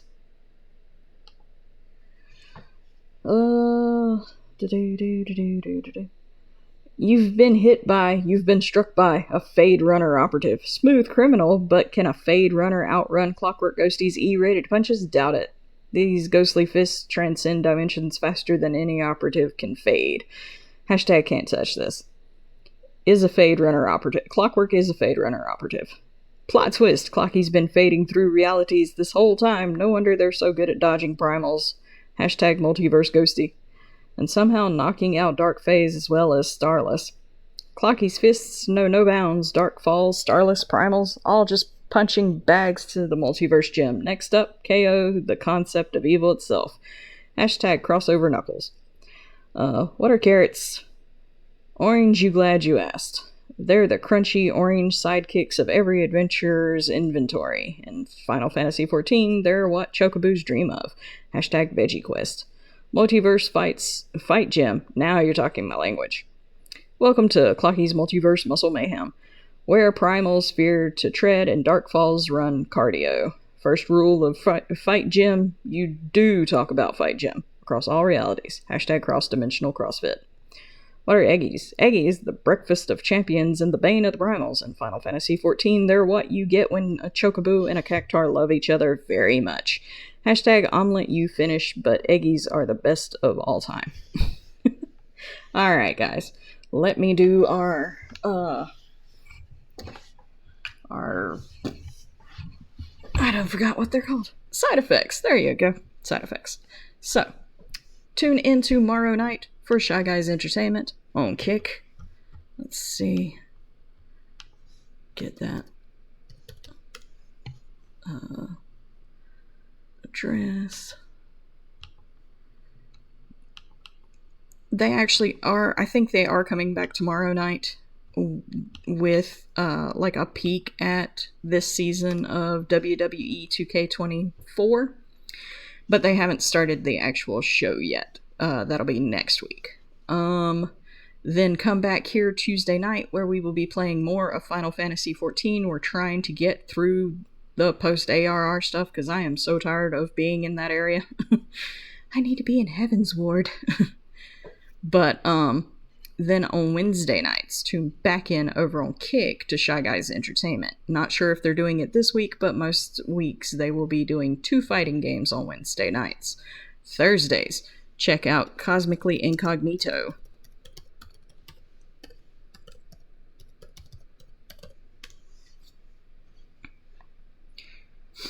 Cosmically Incognito is a laid-back streamer who vibes with the 90s and the Pokemon community. They're currently on a monkey kick, swinging through Black Myth Wukong like it's 1999. When they're not gaming, they're probably chilling with some Mary Jane. Say something nice about Shy Guys Entertainment. Shy Guys Entertainment, they're the secret sauce to the streaming world, spicing up Kick with flavors so bold even Primals would tune in. Clocky's got good taste in crossover episodes. Hashtag kicking it up a notch. And then on Friday mornings, tune into Tyrant Kane.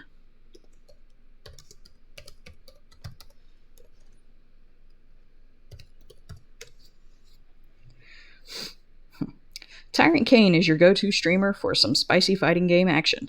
This dude's on a mission to hit master rank in Street Fighter VI, and he's bringing the heat with his hilarious salt-infused commentary. Expect some chaotic brawls and maybe a single-player game or two. Join the fun and support this bro on his journey. Then on Friday evenings, Saturdays, and Sundays, tune into Natty 016.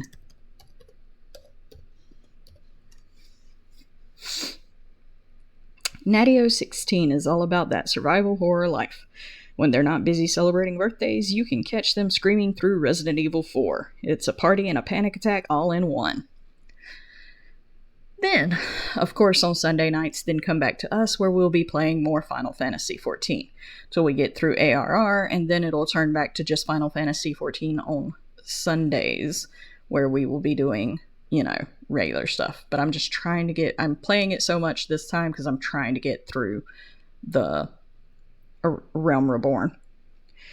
In the land where I was born lived a man who sailed the sea, and he told us of his life in the land of submarines. Ahoy Niday. Sounds like you're diving deep into Beatles lore. Maybe we should ask the Primal to cover Yellow Submarine next. It'd be a hit in Limsa Laminsa. Oh, the Primals, the band.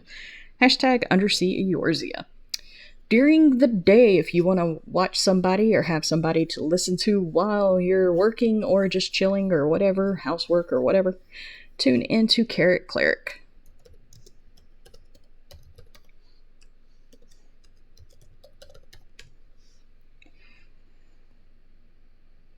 Join Carrot Cleric, the chaotic carrot who crafts and conquers, from diamond art to Lego builds and Viking raids. They're a full-time variety streamer with a touch of magic. Expect laughter, puzzles, and a sprinkle of mayhem in every stream. Then, on Monday evenings, Wednesday evenings, Friday evenings, and some weekends, tune into Rabbit of Moon.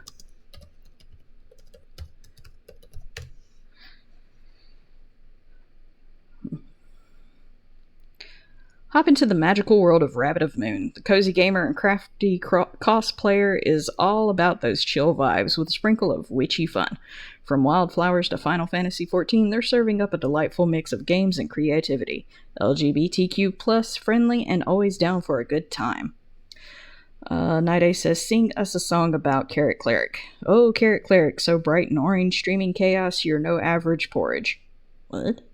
From Legos to Vikings, you do it all. Your stream is a wild carrot-filled ball. Chaotic magic, puzzles galore, Carrot Cleric we can't help but adore. Hashtag Carrot Chaos. Then, I still don't know a set time for them, but please, when you see them streaming, tune into Moki Doki Loki. Emerging from the depths, this Dragon Mermaid VTuber is all about those Pokemon raids and shiny hunts. They've been on a Dragonite kick lately, but don't worry, there's plenty of variety in their streams, too. From side quests to fossil adventures, Moki Doki Loki's got you covered. Just sit back, relax, and enjoy the show. Sing a song about Rabbit of Moon. I call her Bunny. Bunny, hopping through the stream, casting spells and gaming, living the dream. From wildflowers to Final Fantasy's lands, Rabbit of Moon's magic is in high demand. Cozy vibes and witchy fun, this crafty cosplayer is second to none.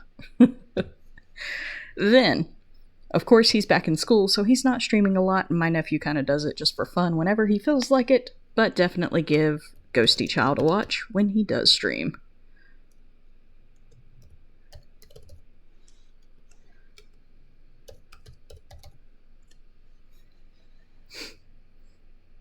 Ghosty Child seems to have a taste for the spooky, but also enjoys a good rhythm game. Maybe they're trying to summon some funky spirits. Either way, it sounds like a good time. So there's always somebody in or around the community to watch, and we have a lot of fun and all, so definitely check everybody out. Let's see who we can raid into.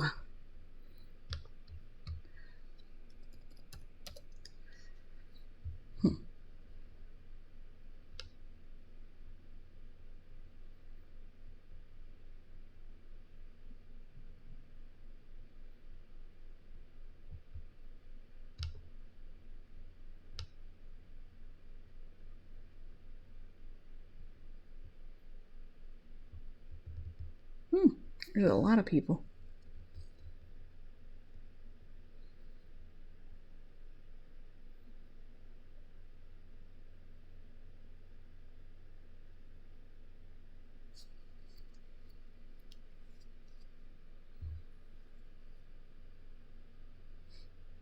Let's see.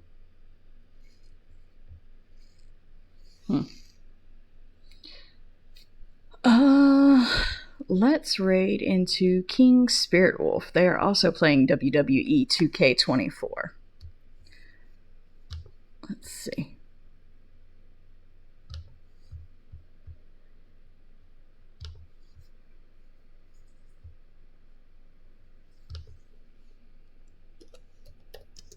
What did I say? Hold on.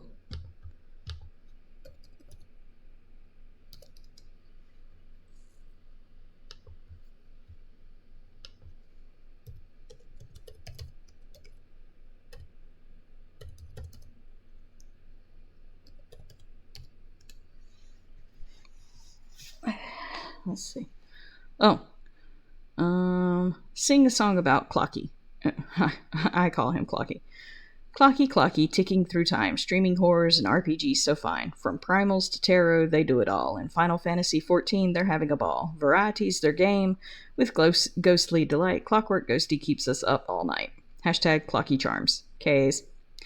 King Spirit Wolf is the alpha of the Spirit Wolf Pack, serving up WWE 2K24 action with a side of anime and effed chaos. This chill streamer is on the road to partner, dishing out Wolf Among Us and Rise of the Ronin, alongside their Midnight Wolf shows.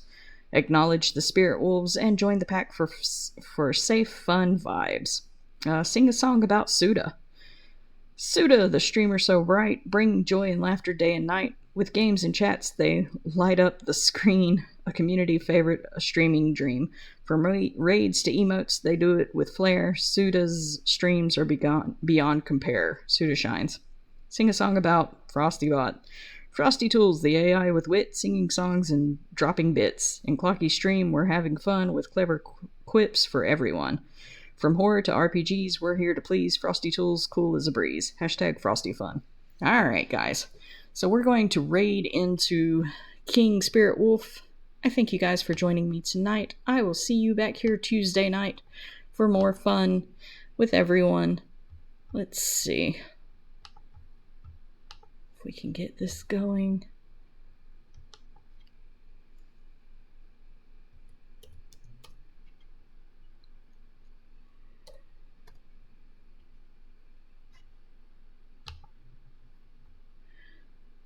see you guys back here Tuesday. Sing a song about me.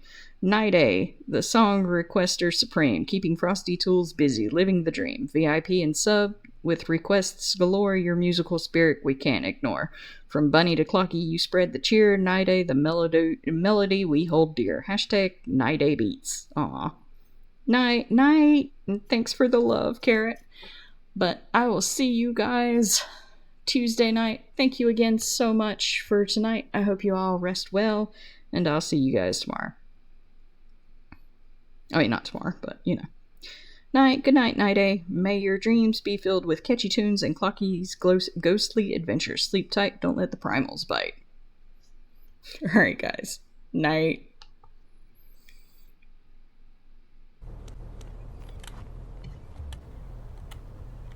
How do you join, dang it?